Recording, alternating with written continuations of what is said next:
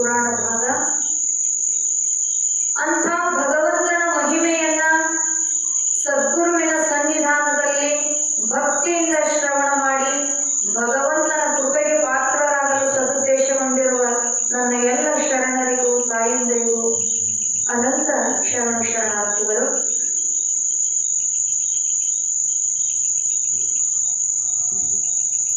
ನಿನ್ನೆ 27ನೇ ಅಧ್ಯಾಯದೊಳಗ ಶಾಪಾನುಗ್ರಹ ಸಮರ್ಥರಾಗಿರತಕ್ಕಂತಹ ಸಂಚಾರ ಮೂರ್ತಿಯಾಗಿರತಕ್ಕಂತಹ ಸದ್ಗುರುನಾಥ ಯಾವ ಗ್ರಾಮದೊಳಗ ತಮ್ಮ ಲೀಲೆಯನ್ನ ಮಾಡಿದ್ರು, ಅವರ ವರ್ತನ, ಅವರ ಸ್ಥಿತಿಗತಿ ಹೆಂಗಿತ್ತು ಅನ್ನುವಂಥದ್ದನ್ನ ಸ್ವಲ್ಪ ಅವಲೋಕನ ಮಾಡಿ ಮುಂದೆ ಹೋಗೋಣ. ಅಂಥ ಯಾವ ವೀರ ವಿರತನಾದ ಚಂದ್ರವೃಷಭೇಂದ್ರ ಮಹಾಸ್ವಾಮಿಗಳು ಸಂಚಾರ ಮಾಡ್ತಾ ಬರುವಂತ ಸಮಯದೊಳಗ ಅಲ್ಲಿ ಮದನಬಾವಿ ಗ್ರಾಮದೊಳಗ ಸಂಚಾರ ಮಾಡ್ಕೊಂಡು ಬರುವಾಗ ಒಬ್ಬ ನವಮಾಸ ಭರಿತ ಗರ್ಭಾವಸ್ಥೆಯಲ್ಲಿರ್ತಕ್ಕಂಥ ಹೆಣ್ಣು ಮಗಳವರ ದೃಷ್ಟಿಗೆ ಬೀಳುವಂತವಳಾದ್ರು. ಸದ್ಗುರುನಾಥ ಏನ್ ಮಾಡಿದ್ರು ಅಂತಂದ್ರ, ತ್ರಿಕಾಲಜ್ಞಾನಿ ಆಗಿರ್ತಕ್ಕಂಥ ಭಗವಂತ ಅವಳ ಮುಂದಿನ ಒಂದು ಭವಿಷ್ಯವನ್ನ, ಅವಳೇನು 9 ತಿಂಗಳ ಗರ್ಭವತಿ ನಾರಿ ಆಗಿದ್ಲಲ್ಲ, ಅವಳ ಮುಂದಿನ ಭವಿಷ್ಯವನ್ನು ಅರಿತಂತ ಭಗವಂತ ಅಕ್ಕಿ ತಿಳ್ಕೊಂಡಾಳ, ಆ ಕೂಸು ನನಗ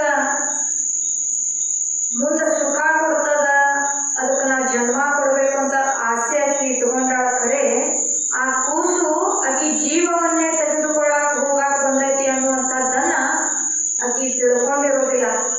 ಅದರ ಒಂದು ಒಳಗಿನ ಮರ್ಮವನ್ನ ಅರಿತಂತ ಭಗವಂತ ಆ ಗರ್ಭವತಿ ನಾರಿಗೆ ಏನು ಮಾಡ್ಬೇಕಂದ್ರೆ, ಈ ಪುತ್ರರಿಂದ ಈಗಿನ ಪಾರು ಮಾಡಿದ್ರಂತಲ್ಲ ಅಂತ ದಯಾಮಯಿಯಾಗಿರ್ತಕ್ಕಂಥ ಭಗವಂತ ಏನ್ ಮಾಡಿದ್ರು ಅಂದ್ರ, ಹಿಂದಕ್ಕೆ ಜೋರಾಗಿ ಕರೆದು ಆ 9 ತಿಂಗಳು ತುಂಬಿರ್ತಕ್ಕಂಥ ಗರ್ಭವತಿ ನಾರಿಗೆ ತಮ್ಮ ಪಾದದಿಂದ ಜೋರಾಗಿ ಒದ್ದಾಗ ಅವಳ ಗರ್ಭಪಾತ ಆಯಿತು. ಅದೇ ಒಂದು ಮೂಲ ಕಾರಣವನ್ನ ಇಟ್ಟುಕೊಂಡು ಅದರ ಗೂಢಾರ್ಥವನ್ನ, ಒಳಗಿನ ಒಂದು ನಿಜವಾದ ಸಂಗತಿಯನ್ನ ತಿಳಿದಿರತಕ್ಕಂಥ ಮೊದಲ ಬಾವಿ ಕುಹಕ ಜನರು ಸದ್ಗುರುನಾಥನನ್ನ ರಿಪೋರ್ಟ್ ಬಾರ ಮೇಲಿನ ಅಧಿಕಾರಿಗಳಿಗೆ ಬಂದು ಹಿಡ್ಕೊಂಡು ಹೋಗಾಕ ಹೇಳಿದ್ರು. ಮುಂದ ಅವರನ್ನ ಹಿಡ್ಕೊಂಡು ಹೋಗಾಕ ಬಂದಾಗ ಮುರುಕಿ ಬಾವಿ ಇಬ್ಬರು ಸತ್ತೋಗ್ತರು, ಹಿಡ್ಕೊಂಡು ಹೋಗ್ಬೇಡ್ರಿ ನಾವು ಜಾಮೀನಾಗ್ತೀವಿ ಅಂದಾಗ ಹೊಳ್ಳಿ ಜಾಮೀನಾದ್ರು. ಜಾಮೀನಾದಂತಹ ಭಕ್ತರನ್ನ ಯಾವ ತಹಸೀಲ್ದಾರರ ಮೂಲಕ ಅಲ್ಲಿ ಅಂಥ ಯಾವ ಉನ್ನತವಾದ ಹುದ್ದೆಯಲ್ಲಿರತಕ್ಕಂಥ ಕಲೆಕ್ಟರ್ನ ಜೊತೆ ಗುರುನಾಥ ಯಾವ ರೀತಿಯಾಗಿ ನಿರ್ಭಯದಿಂದ ತಮ್ಮ ಕಠೋರವಾಣಿಯಿಂದ ಅವರ ಜೊತೆ ವರ್ತಿಸಿದ್ರು. ಮುಂದೆ ಭಗವಂತನ ಆಶೀರ್ವಾದದಿಂದ ಅವನಿಗೆ ಮೇಲಾಧಿಕಾರಿಗೆ ಇನ್ನೂ ಹೆಚ್ಚಿನ ಒಂದು ಸ್ಥಾನ ಸಿಕ್ತು ಅನ್ನುವಂಥದ್ದನ್ನ ಗುರುವಿನ ಮಹಿಮೆಯನ್ನು ಅರಿತವರಿಗೆ ಮಾತ್ರ ಅದು ಗೋಚರ ಆಗುವಂಥದ್ದನ್ನ ನಿನ್ನೆ ದಿನ ಶ್ರವಣ ಮಾಡಿದ್ವಿ. ಈಗಿನ ಕಾಲದೊಳಗ ಅಕಸ್ಮಾತ್ ಆಗಿ ಗರ್ಭವತಿ ನಾರಿಯರು ದವಾಖಾನಿಗೆ ಹೋದ್ರು ಅಂತಂದ್ರ ಅವರು ಡಾಕ್ಟರ್ ಹೇಳ್ತಾರೆ, ಅಕಸ್ಮಾತ್ ಆ ಕೂಸನ್ನ ನಾವು ಹಂಗ ಬೆಳೆಯಾಕ ಬಿಡ್ತೀವಿ ಅಂದ್ರ ಮುಂದ ತಾಯಿ ಅದರಲ್ಲಿಂದ ತಾಯಿ ಜೀವಕ್ಕೆ ಹಾನಿ ಐತಿ ಅಂದ್ರ ಹಂಗಾರ ಅಂತ 10 ಅಡಿ ಹೋದ್ರಿ ಕೂಸ ತೆಗೆದು ಬಿಡ್ರಿ, ನಮ್ಗ ದೊಡ್ಡ ಜೀವ ಬದುಕ್ಲಿ ಅಂತ ಸಾಮಾನ್ಯವಾಗಿ ಹೇಳ್ತೀವಿ. ಇಂಥ ಯಾವ ನಿಜ ಸಂಗತಿಯನ್ನ ತಿಳಿಸಲಿಕ್ಕೆ ಹೋದಂತ ಭಗವಂತ ನಿನ್ನೆ ದಿನ ಆ ಕುಹಕ ಜನರಿಂದ ಅಲ್ಲಿ ಅಧಿಕಾರಿಗಳ ಕೈಗೆ ಸಿಗುವಂತದ್ದಾಯ್ತು. ಪುನಃ ಗುರುವಿನ ಯಥಾರ್ಥವಾದಂತ ಜ್ಞಾನವನ್ನ ಅರಿತಂತ ಮೊದಲ ಬಾವಿ ಜನ ಗುರುವಿಗೆ ಶರಣಾಗತರಾದರು. ಅವರ ಆಶೀರ್ವಾದದಿಂದ ಆ ಯಾವ ಜಿಲ್ಲಾ ಕಲೆಕ್ಟರ್ಗೂ ಕೂಡ ಹೆಚ್ಚಿನ ಒಂದು ಸ್ಥಾನ ಸಿಕ್ತು ಅನ್ನುವಂತ ದಿವ್ಯವಾದ ಲೀಲೆಯನ್ನ ನಿನ್ನೆ ದಿನ ನಾವು ಶ್ರವಣ ಮಾಡಿದ್ವಿ. ಇವತ್ತು 28ನೇ ಅಧ್ಯಾಯದೊಳಗ ಸದ್ಗುರುನಾಥ ಯಾವ ರೀತಿಯಾಗಿ ಯಾವ ಗ್ರಾಮದೊಳಗ ಲೀಲೆಯನ್ನ ತಮ್ಮ ಅಗತ್ಯದ ಘಟನಾ ಶಕ್ತಿ ಸಾಮರ್ಥ್ಯದಾಯಕನಾಗಿರತಕ್ಕಂಥ ಭಗವಂತನ ಒಂದು ಮಹಿಮೆಯನ್ನ ಭಕ್ತಿಯಿಂದ ಶ್ರವಣ ಮಾಡಿ ನಾವು ನೀವೆಲ್ಲ ಧನ್ಯ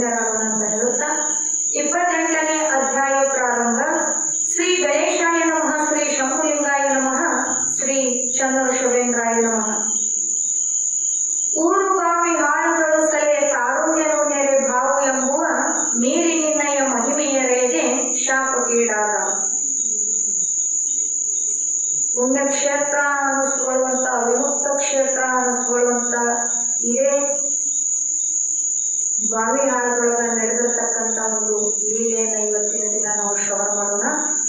ಅಲ್ಲಿ ಸಲೆ ತಾರುಣ್ಯ ವಯಸ್ಸಿನ ಯೌವನಾವಸ್ಥೆಯಲ್ಲಿರತಕ್ಕಂಥ ಬಾವು ಎಂಬುವಂತವ ಸದ್ಗುರುನಾಥನ ಶಕ್ತಿ ಸಾಮರ್ಥ್ಯವನ್ನ ತಿಳಿದುಕೊಳ್ಳದೆ ತನ್ನ ಯೌವನ ಮದದಿಂದ ಗುರುವಿನ ಮಹಿಮೆಯನ್ನ ಅರಿಯದೇ ಇರದ ಕಾರಣಕ್ಕಾಗಿ ಅಲ್ಲಿ ಗುರುನಾಥನ ಶಾಪಕ ಗುರಿಯಾದ ಅನ್ನುವಂಥದ್ದು ಇವತ್ತ ಮುಖ್ಯವಾದ ವಿಚಾರ. ಯಾವ ಉದ್ದೇಶಕ್ಕಾಗಿ ಆ ಬಾವು ಎಂಬ ಗುರುನಾಥ ಶಾಪವನ್ನು ಕೊಟ್ಟ ಅಂತಂದ್ರ ಮುಂದೆ ಅವಲೋಕನ ಮಾಡೋಣ. ಈ ಅಧ್ಯಾಯದೊಳಗೆ ಬಾವಿಹಾಳಗಳು ಮಾಡಿರುವ ಚರಿತ್ರೆಯಾಗಿರುತ್ತದೆ. ಈ ಗ್ರಾಮದಲ್ಲಿ ಮಹಾವೀರ ವಿರತನಾದವನು ಚಂದ್ರಶಿವೇಂದ್ರ ಯೋಗಿಯು ವಾಸವಾಗಿದ್ದರು. ಅಂಥ ಸಮಯದೊಳಗೆ ತಾನು ತನ್ನ ಆನಂದದಲ್ಲಿಯೇ ಇರುವಾತನು ಈ ಮಹಾತ್ಮರು ಲೀಲೆ ಮಾಡಿ ತೋರಿರುವರು. ಒಂದಾನೊಂದು ದಿವಸದೊಳಗೆ ಆ ಊರ ಸಮೀಪದಲ್ಲಿ ಕಲ್ಮೇಶ್ವರ ದೇವಸ್ಥಾನವಿರುತ್ತದೆ. ಅದರಲ್ಲಿ ಒಂದು ನಂದಿಯು ಅದರ ಮೇಲೆ ಕುಳಿತು ಕಾಲಹರಣ ಪುತ್ರನು ಲೀಲೆ ಮಾಡುತ್ತಿದ್ದನು. ಕುಂತ ಜಾಗ ಬಿಟ್ಟು ಎದ್ರು ಅಂತಂದ್ರ ಅವರ ಸ್ಥಿತಿ 5-6 ವರ್ಷದ ಮಕ್ಕಳ ಸ್ಥಿತಿಯಲ್ಲಿರತಕ್ಕಂಥ ಮಹಾತ್ಮ ಊರ ಸಮೀಪದಲ್ಲಿರುವ ಕಲ್ಮೇಶ್ವರ ದೇವಸ್ಥಾನಗಳ ನಂದಿಯನ್ನು ಬಸವಣ್ಣನ ಮೂರ್ತಿ ಮೇಲೆ ಹತ್ತಿ ಆನಂದವನ್ನ ಪಡ್ತಾ ಇದ್ರು. ಇಂಥ ಆನಂದವಾಗಿ ಬಾಲಕರಂತೆ ವರ್ತನೆಯನ್ನ ಮಾಡ್ತಾ ಇದ್ರು. ಬಾವಿಹಾಳಗಳು ಮಹಾಬಲಶಾಲಿಯಾದ ಬಾವು ಎಂಬಂತ ವ್ಯಕ್ತಿ ಇದ್ದ. ಆಗಿನ ಕಾಲದೊಳಗ ಬಾವು ಅನ್ನುವಂತ ಹೆಸರಿನ ವ್ಯಕ್ತಿ ಬಹಳ ಬಲಶಾಲಿಯಾಗಿದ್ದ. ಈ ಭೂಮಿಯ ಮೇಲೆ ಅವತಾರಧಾರಿಯಾದ ಯೋಗಿಯು ಕಲ್ಮೇಶ್ವರ ದೇವಸ್ಥಾನದೊಳಗಿರುವ ನಂದಿಯ ಮೇಲೆ ಕುಳಿತು ಛಲ ಛಲ ಎನ್ನುತ್ತಿದ್ದರು. ಇದನ್ನು ಬಾವು ಎಂಬಾತ ನೋಡ್ತಾನ. ಅಲ್ಲ, ಮಹಾತ್ಮಾನಂತ ಇವರ ದೇವರ ಮೇಲೆ ಕುಳಿತು ಹೀಗೆ ಮಾಡುವುದನ್ನ ಕಂಡು ಅವನಿಗೆ ಸಿಟ್ಟು ಬಂತು. ಸಣ್ಣ ಮಕ್ಕಳು ಕುಂತು ಆಡುವುದನ್ನ ನಾವು ಈಗಿನ ವರ್ತಮಾನಗಳು ನೋಡಿರ್ತೀವಿ. ಎಲ್ಲರೂ ಮಠಕ್ಕೆ ಸಣ್ಣ ಮಕ್ಕಳನ್ನ ಕರ್ಕೊಂಡು ಹೋದಂದ್ರೆ ಅಲ್ಲಿ ಆನೆ ಇರ್ತಾವು, ದ್ವಾರವಾಗಲಿಗೆ ಆನೆ ಮಾಡಿಟ್ಟಿರ್ತಾರೆ, ಕಲ್ಲನ್ನ ಗೋಪುರ ಮಕ್ಕಳು ಹತ್ತಿರ್ತಾವ. ಬಸವಣ್ಣನ ಮೂರ್ತಿ ಜನರು ತಿಳಿದೇ ಇರ್ತಕ್ಕಂಥ ಮಕ್ಕಳ ಹೆಂಗ ಹತ್ತಿ ಆನಂದ ಪಡ್ತಾವೋ ಅದೇ ರೀತಿ ಸದ್ಗುರುನಾಥನಾದ್ರೂ ಕೂಡ ಆ ಕಲ್ಲು ಮೂರ್ತಿ ಆಗಿರ್ತಕ್ಕಂಥ ಬಸವಣ್ಣನ ಮೇಲೆ ಹತ್ತಿ ತನ್ನಷ್ಟಕ್ಕೆ ತಾನೊಂದು ಆನಂದಮಯನಾಗಿ ಆ ಸುಖವನ್ನ ಅನುಭವಿಸ್ತಾ ಇದ್ರು ಸಣ್ಣ ಮಕ್ಕಳ ಹಾಗೆ. ಇದನ್ನ ನೋಡಿದಂತ ಯೌವನ ಅವಸ್ಥೆಯಿಂದ ಕೂಡಿರ್ತಕ್ಕಂಥ ಬಾವು ಅದನ್ನ ನೋಡಿ ಅವನಿಗೆ ಸಿಟ್ಟು ಬರುವಂತದ್ದಾಯಿತು. ಆ ದೃಶ್ಯವನ್ನ ಕಂಡಂತ ಬಾವು ತಡೆಯಲಾರದೆ ಬಂದು ನಿರ್ಭಾವಯತಿಯು ಆ ತಾಡನದಿಂದ ನಂದಿಯ ಮೇಲಿಂದ ಉರುಳಿ ನೆಲಕ್ಕೆ ಬೀಳುವಂತವನ ಕೋಪದಿಂದ ಬಂದು ಏನ್ ಮಾಡಿದ ಅಂತಂದ್ರ ತನ್ನ ಬಲದ ಕೈಯಿಂದ ಸದ್ಗುರುನಾಥನನ್ನ ಬಲವಾಗಿ ಎಳೆದು ನೆಲಕ್ಕೆ ಹೋಗಲು ಬಿಟ್ಟ. ಬಹಳ ದಷ್ಟಪುಷ್ಟ ವ್ಯಕ್ತಿ ಇದ್ದ ಬಾವು, ಯೌವನಾವಸ್ಥೆ. ಗುರುನಾಥ ತನ್ನ ಆನಂದದೊಳಗ ಮೈ ಮರೆತು ಕುಂತಿದ್ದ. ದಿಢೀರಂತ ಬಂದು ಗುರುನಾಥನನ್ನ ಎಳೆದು ಹೋದಾಗ ಉರುಳಿ ನೆಲಕ್ಕೆ ಬೀಳುವಂತವರಾದರು. ಬಿದ್ದಾಕ್ಷಣ ಶಬ್ದವಾಯಿತು, ಅವರ ವೃತ್ತಿಯು ಬಹಿರಾಕಾರವಾಯಿತು. ಎಲ್ಲರೂ ಜೀವ ತ್ಯಾಗಕ್ಕಾಗಿ ಜೀವನ್ಮುಕ್ತ ಸ್ಥಿತಿಯೊಳಗೆ ಹೋಗಿದಾರ ಅನ್ನುವಂಥದ್ದನ್ನ ನಾವು ಅನೇಕ ಮಹಾತ್ಮರು ಕೇಳಿ. ಆದ್ರ ಇವರು ಜೀವ ಇರುವಂತ ಸಮಯದೊಳಗ ಆನಂದದೊಳಗ ಮುಳುಗಿದ್ರು ಅಂತಂದ್ರ ಹೊರಗಿನ ಯಾವುದೇ ವಿಷಯಗಳು ಅವರಿಗೆ ಪ್ರತಿಬಂಧಕಗಳಾಗ್ತಿದ್ದಿಲ್ಲ. ಹಂಗ ಅಂತರ್ಬುದ್ಧಿಯೊಳಗ ಸದಾ ಆನಂದದೊಳಗ ತಲ್ಲೀನನಾಗಿರ್ತಕ್ಕಂಥ ಭಗವಂತ ಯಾವಾಗ ಬಾವು ತನ್ನ ಜೋರಾದ ಕೈಯಿಂದ ಭಗವಂತನನ್ನ ಎಳೆದ ನೆಲಕ್ಕೆ ಹೋಗಿದ್ನಲ್ಲ ಅವಾಗ ಅವರು ವೃತ್ತಿ ಬಹಿರ್ಮುಖ ಆಯ್ತು. ಅವಾಗ ಹೊರಗಿನ ಪ್ರಪಂಚದ ಜ್ಞಾನ ಆಯ್ತು. ನೋಡ್ತಾರ ಬಾವು ಹೊಡೆದಿರುವ ಪೆಟ್ಟಿನಿಂದಾದ ಹಿಂಸೆಯು ಅವರ ಮುಖದ ಕೆನ್ನೆಯ ಮೇಲೆ ಒಡೆಯ ಆಕಾರ ತುಂಬೇರಿ ತೋರ ಹತ್ತಿತು. ಉತ್ಥಾನವಾದ ಬಾಲಯೋಗಿಯ ಶರೀರವು ನಂದಿಯ ಮೇಲೆ ಕೆಳಗೆ ಬಿದ್ದಾಗ ಒಂದು ಭಾಗದ ಶರೀರವು ಬಡಿತದ ವೇದನೆಯಿಂದ ನೋಯಿ ಹತ್ತಿತು. ಆಗ ಅಸಾಧಾರಣ ಶಕ್ತಿ, ಮಹಾಶಕ್ತಿ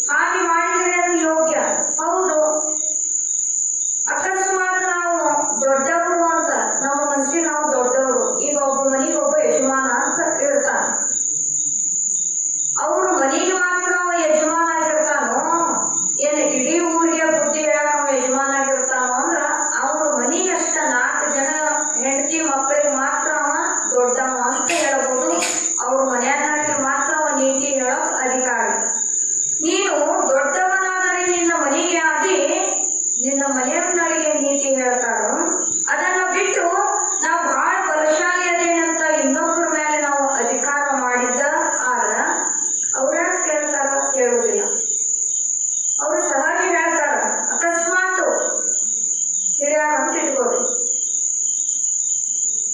ಊರಾಗ ಹಿರಿಯರ್ನ ಯಾಕೆ ಮಾಡಿರ್ತಾರೋ ಅಂತಂದ್ರ ಏನಾದ್ರು ಒಂದು ಸಣ್ಣ ಪುಟ್ಟ ಊರಾಗ ತೊಂದರೆ ಆಗು ಅಂತಂದ್ರ ಹಿರಿಯರನ್ನ ಕೂಡಿಸ್ತಾರೆ. ಅವ್ರು ಯಾಕೆ ಹಿರಿಯರು ಅಂತಂದ್ರ ಅವ್ರು ಎಲ್ಲವನ್ನೂ ಅರಿತಂತವ್ರು, ಎಲ್ಲದರ ಅನುಭವ ಇದ್ದಂಥವ್ರು, ಜ್ಞಾನ ಐತಿ ಅಂತ ಅವ್ರು ಹಿರಿಯರು ಮಾಡಿರ್ತಾರೆ. ನಿಮ್ಮೂರಾಗ ಏನೇ ಒಂದು ತೊಂದರೆ ಬಂದ್ರು ಅದನ್ನ ಬಗೆಹರಿಸುವಂತ ಶಕ್ತಿ ಸಾಮರ್ಥ್ಯ ಆ ಹಿರಿಯರಿಗಿರ್ತದ. ಅದ ಅಕಸ್ಮಾತ್ ಬ್ಯಾರೆ ಊರಾಗ ನಿಮ್ಮೂರಾಗ ಬಂದು ಏನಾದ್ರು ಅವ ಹಿರಿಯತನ ಮಾಡಾಕತ್ತ ಅಂದ್ರ ನೀವು ಸುಮ್ಮನೆ ಇರ್ತೀರೇನು? ಇಲ್ಲ. ಹೇಳಾಕ ಬಂದ ಅಂದ್ರ ಸುಮ್ಮನೆ ಇರೋದಿಲ್ಲ. ಅವ ಬೇಕಾದಷ್ಟು ದೊಡ್ಡವಾಗ್ಲಿ, ಅವ ತಮ್ಮ ಭಾಗಕ್ಕ ದೊಡ್ಡ ಹಿರಿಯ ಮನುಷ್ಯ, ಸಾಹುಕಾರ, ಶ್ರೀಮಂತ ಅದಾನಂದ್ರು, ನೀವು ಊರ್ ಸಣ್ಣದೈತಿ ಅಂದ್ರು ನಿಮ್ಮ ಹಿರಿಯ ಬಿಟ್ಟ ಇನ್ನೊಂದು ಊರ್ ಹಿರಿಯಲ್ಲಿ ಬಂದು ಅಲ್ಲಿ ನಿಮಗೇನಾರು ಬಳ್ಳು ಮನುಷ್ಯ ನಾ ಬಾಳ ದೊಡ್ಡವದನಿ, ನನ್ನ ಶ್ರೀಮಂತಿ ಬಾಳ ಐತಿ ಅಂತ ಅವ್ ಹೇಳಾಕಂದ್ರ ನಿಮ್ಮ ಊರಾಗ ಒಂದು ಸಣ್ಣ ಹುಡುಗ ಅವ್ನು ಬೆಲೆ ಕೊಡೋದಿಲ್ಲ. ಯಾಕ? ಹೋಗೋ ಶಾಣೆ ನೀ ದೊಡ್ಡವಾದ್ರೆ ನಿಮ್ಮ ಊರಿಗೆ ಆಗಿದ್ದಿ, ನಮ್ಮ ಊರಾಗ ಹೇಳಕ್ ನಿನಗೇನು ಸಂಬಂಧ ಅಂತ ಸಹಜ ಹೇಳ್ತೀವಿ. ಯಾಕ? ನಮ್ಮೂರಾಗ ದೊಡ್ಡ ದೊಡ್ಡ ಶಾಣ್ಯರು ನಾವು ಇರ್ಲಾಕಾಗಿ ನಿನಗೆ ನೀತಿದ್ರು ನಿಮ್ಮೂರಾಗ ಹೇಳ್ಕೊ, ನಮ್ಮೂರಾಗ ಏನು ನಿನ್ನ ಹಿರೇತನ ಅಂತ ಸಹಜ ಸಾಧಾರಣವಾದ ವ್ಯಕ್ತಿಯಲ್ಲಿ ಕೂಡ ಬರುವಂತ ಒಂದು ವಿಚಾರ. ಆದ್ದರಿಂದ ನೀತಿ ಇಟ್ರ ಯಾರಿಗೆ ಹೇಳಬೇಕು, ಎಲ್ಲಿ ಹೇಳಬೇಕು ಅನ್ನುವಂಥ ಪ್ರಜ್ಞೆ ಇಟ್ಕೊಂಡು ಅಧಿಕಾರವನ್ನ ಮಾಡಬೇಕು, ನೀತಿ ಹೇಳಬೇಕು. ಸಿಕ್ಕಂಗ ನಮ್ಮ ಹತ್ರ ಅಧಿಕಾರ ಐತಿ ಅಂತ ಸಿಕ್ಕಂಗ ಸಿಕ್ಕಾಗಲೇ ಹೇಳಕ್ ಹೋದ್ವಿ ಅಂತಂದ್ರ ಅಲ್ಲಿ ಬಡ್ಸ್ಕೊಂಡು ಹೋಗುವಂತ ಪ್ರಸಂಗ ಬರ್ತದ. ನಾವ್ ಭಾಳ ಶಾಣೆ ಅದಾನೆ ಅಂತ ನಿನ್ನ ಮನೆಗೆ ನೀ ದೊಡ್ಡವಾಗಿದ್ದಿ, ಅದ ಬಾಜು ಮನ್ಯಾಗ ಹೋಗಿ ಹೇಳಕ್ ಹೋದೆ ಅಂದ್ರ ನಿಂದಷ್ಟು ನೀನ್ ನೋಡ್ಕೋದು ಅಂತಾರ ಅವರು. ಇಲ್ಲಿ ಬಾವು ಅನ್ನುವಂತ ವ್ಯಕ್ತಿ ನನ್ನಷ್ಟು ದೊಡ್ಡವ ಯಾರದಾರ ಊರಾಗ, ನನ್ನಂತ ಬಲಶಾಲಿ ವ್ಯಕ್ತಿ ಯಾರದಾರ ಅಂತ ಹೇಳಿ ಅಂತ ಯಾವ ಜಗತ್ತನ್ನೇ ಬುಗುರಿ ಆಡಿಸಂಗ ಆಡಿಸುವಂತ ಭಗವಂತನ ನೀತಿ ಹೇಳಕ್ ಹೋಗಿದ್ ನಾನು. ದೇವ್ರದಾನ, ದೇವ್ರ ಮ್ಯಾಗ ನೀ ಯಾಕೆ ಕುಂದಿರ್ತಿ ಅಂತ. ಅದಕ್ಕೆ ಗುರುನಾಥ ಹೇಳ್ತಾನ, ನಿನಗ ನೀತಿ ಹೇಳ್ಬೇಕು ಅನ್ಸಿದ್ರ ಅದನ್ನ ಕೇಳಾಕ ಅಧಿಕಾರ ಯಾವ ಇರ್ತೈತಲ್ಲ ಅವ್ನು ಹೇಳೋ ನೀತಿ ಅದು ಉಪಯೋಗ ಆಗ್ತದ, ಅದು ಯೋಗ್ಯ ಅನಿಸ್ತದ. ಅದನ್ನ ಶಿಕ್ಕಾರ ಮುಂದ ಹೇಳಿದ್ರ ಅದು ನಡೆಯೋದಿಲ್ಲ ಅಂತೇಳಿ ಭಗವಂತ ಅವನಿಗೆ ಹೇಳ್ತಾ ಇದ್ದಾನೆ. ಅವತಾರ ನೋಡಿ ಹಿಂಗ್ ಹೇಳ್ತಾರ, ಬೀದಿಯ ಕಲ್ಲು 10 ಕಿಲೋಮೀಟರ್ ಇಂಥ ಊರು ಇದೆ ಎಂದು ತಿಳಿಸುತ್ತದೆ, ಅದು ತಾನು ಒಂದು ಹೆಜ್ಜೆಯನ್ನು ಕಿತ್ತಿಡಲಾರದು. ಈಗ ಸಂಪ್ರಾವ್ ಹೋಗ್ಬೇಕು ನೀವು, ಅದು ಎಲ್ಲೈತಿ ಮುಂದೈತಿ, ಎಷ್ಟು ಕಿಲೋಮೀಟರ್ ಐತಿ ಅನ್ನೋದು ಆ ಮೀಟರ್ ಕಾಲ ಮ್ಯಾಗ ನಾವು ನೋಡ್ಕೋತೀವಿ. ಇಷ್ಟು 2 ಕಿಲೋಮೀಟರ್ 3 ಕಿಲೋಮೀಟರ್ ಬರೀ ತೋರಿಸ್ತದ ಅಷ್ಟೇ. ಅದ ಎದ್ದು ನಮ್ಗೆ ಕೂಡ ಅದನ್ನ ಆ ಊರು ತೋರ್ಸಾಕೋದು ಹೇಗೋ ಹೇಳುವವರು ಲೆಕ್ಕ ಇಲ್ಲದ ಜನರು ಇರುವರು, ತಕ್ಕಂತೆ ನಡೆಯುವಂತೆ ಯಾರೂ ಇಲ್ಲದಾಗಿರುವುದು. ಬುದ್ಧಿ ಹೇಳೋರು ಬಹಳ ಜನ ಇರ್ತಾರೆ. ಏನು ಓಣಿಗೊಬ್ರು ಹಿರಿಯರು, ಮನೆಗೊಬ್ರು, ಒಂದೊಂದು ಮನ್ಯಾಗ 3-4 ಮಂದಿ ಹಿರಿಯರಕ್ಕೆ ಅಂತಿರ್ತಾರೆ. ನನಗೆ ಯಾಕ, ನಾ ಯಾಕೆ ಹಿರಿಯತನ? ಯಾಕೆ ಹೇಳುವವರು ಲೆಕ್ಕ ಇಲ್ಲದಷ್ಟು ಜನ ಅದಾರ. ಅದ್ರ ತಕ್ಕಂಗೆ ನಡೆಯುವಂತ ಧರ್ಮಿಷ್ಠ ಹುಡುಗಿದ್ರೆ ಯಾರೂ ಸಿಗುದಿಲ್ಲ ಅಂತ ಹೇಳ್ತಾ ಇದ್ದಾರೆ. ಹೇಗೆಂದರೆ ತನ್ನ ಎಡೆಯೊಳಗೆ ಇಲಿ ಸತ್ತು ಬಿದ್ದರೆ ಪರರ ಎಡೆಯೊಳಗೆ ನೊಣ ಬಿದ್ದುದು ಕಂಡು ನಗುತ್ತಾರೆ. ಸಮುದ್ರ ರಾಶಿ ಗಟ್ಟಲೆ ಇರ್ತತಿ. ತನ್ನ ಮನ್ಯಾಗ ಅತ್ತಿ ಸೊಸಿ ಮೇಲೆ ಇರೋದಿಲ್ಲ, ಬಾಜು ಮನ್ಯಾಗ ಜಗಳ ಆಡಕತ್ರಿ ಅತ್ತಿಗರ ಸೊಸಿಗರ ಬುದ್ಧಿ ಹೇಳಾಕೋದು ಅನ್ನೋ ಸಹಜ ಅಂತಾರ. ನಿನ್ ಸೊಸಿನ ನಿನ್ ಒಂದು ರೊಟ್ಟಿ ಕೊಡೋದು ನಮ್ಗೇನ್ ಹೇಳಾಕ ಬಂದೇನ್ ಸಹಜ ಅಂತಾರ. ಯಾಕ? ನಮ್ದು ಪರಿಪೂರ್ಣ ಇನ್ನೊಬ್ಬರು ನಮ್ಮಲ್ಲಿ ಬಟ್ಟು ಮಾಡಿ ತೋರಿಸದಂತ ಯಾವ ಸಂಸ್ಕಾರ ನಮ್ಮಲ್ಲಿ ಇತ್ತಂದ್ರ ನಾವು ಇನ್ನೊಬ್ಬರಿಗೆ ಬುದ್ಧಿ ಹೇಳಕ್ ಹೋದ್ರ ಒಳ್ಳೆ ಮನುಷ್ಯಪ್ಪ, ನೀತಿವಂತದಾನ, ಧರ್ಮವಂತದಾನ, ಅವ ಹೇಳಿದ್ದು ಚಲೋ ಅಂತ 4 ಮಂದಿ ಮೆಚ್ಚೋಂಗಿರ್ಬೇಕು. ಮತ್ ನಮ್ದ ರಾಶಿ ಗಟ್ಲೆ ಇನ್ನೊಬ್ರು ನೋಡಿ ನಗುವಂತ ಬಾಳೆ ನಮ್ದು ಇಟ್ಕೊಂಡು ನಾವು ಇನ್ನೊಬ್ಬರಿಗೆ ಬುದ್ಧಿ ಹೇಳಕ್ ಹೋದ್ರೆ ಅಂದ್ರೆ ಬಾಳೆ ಮುಚ್ಕೊಂಡು ಮನೆಗೆ ಹೋಗುವಂತ. ಯಾಕ? ನಮ್ಮಲ್ಲೇ ರಾಶಿ ಗಟ್ಲೆ ಇರುತ್ತೆ. ನಾವು ಇನ್ನೊಬ್ಬರಿಗೆ ಹಿಂಗ ತೋರ್ಸಾಕತ್ತೀವಿ ಅಂದ್ರ ಅವರಲ್ಲಿ ಒಂದ ಬಳ್ಳ ತೋರಿಸ್ತಿರ್ತೇವೆ, ಇನ್ನು 4 ನಿನ್ನ ನೋಡ್ಕೊ ಅಂತಿರ್ತಾವ.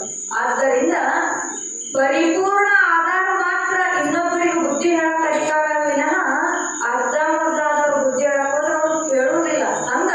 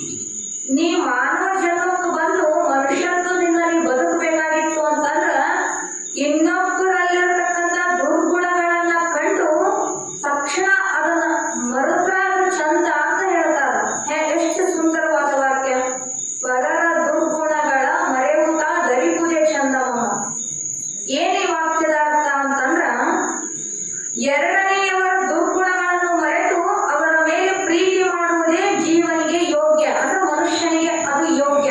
ಯಾಕಂದರೆ ಅವರ ದುರ್ಗುಣಗಳನ್ನು ಎಣಿಸುತ್ತಾ ಹೋದರೆ ಅವರು ಮಾಡಿದಂತಹ ಪಾಪವು ನಮಗೆ ಪ್ರಾಪ್ತವಾಗುತ್ತದೆ ಮತ್ತು ಅದೇ ಮುಂದಿನ ಜನ್ಮಾದಿಗಳಲ್ಲಿ ನಮಗೆ ಪ್ರಾರಬ್ಧ ರೂಪದಿಂದ ಅನಂತ ದುಃಖವನ್ನು ನಮಗೆ ಉಂಟು ಮಾಡ್ತದಂದಾಗ ಇನ್ನೊಬ್ಬರ ದುರ್ಗುಣಗಳ ಬಗ್ಗೆ ನೀನು ಅದನ್ನ ಎತ್ತಿ ಆಡ್ಕೋಬೇಡ.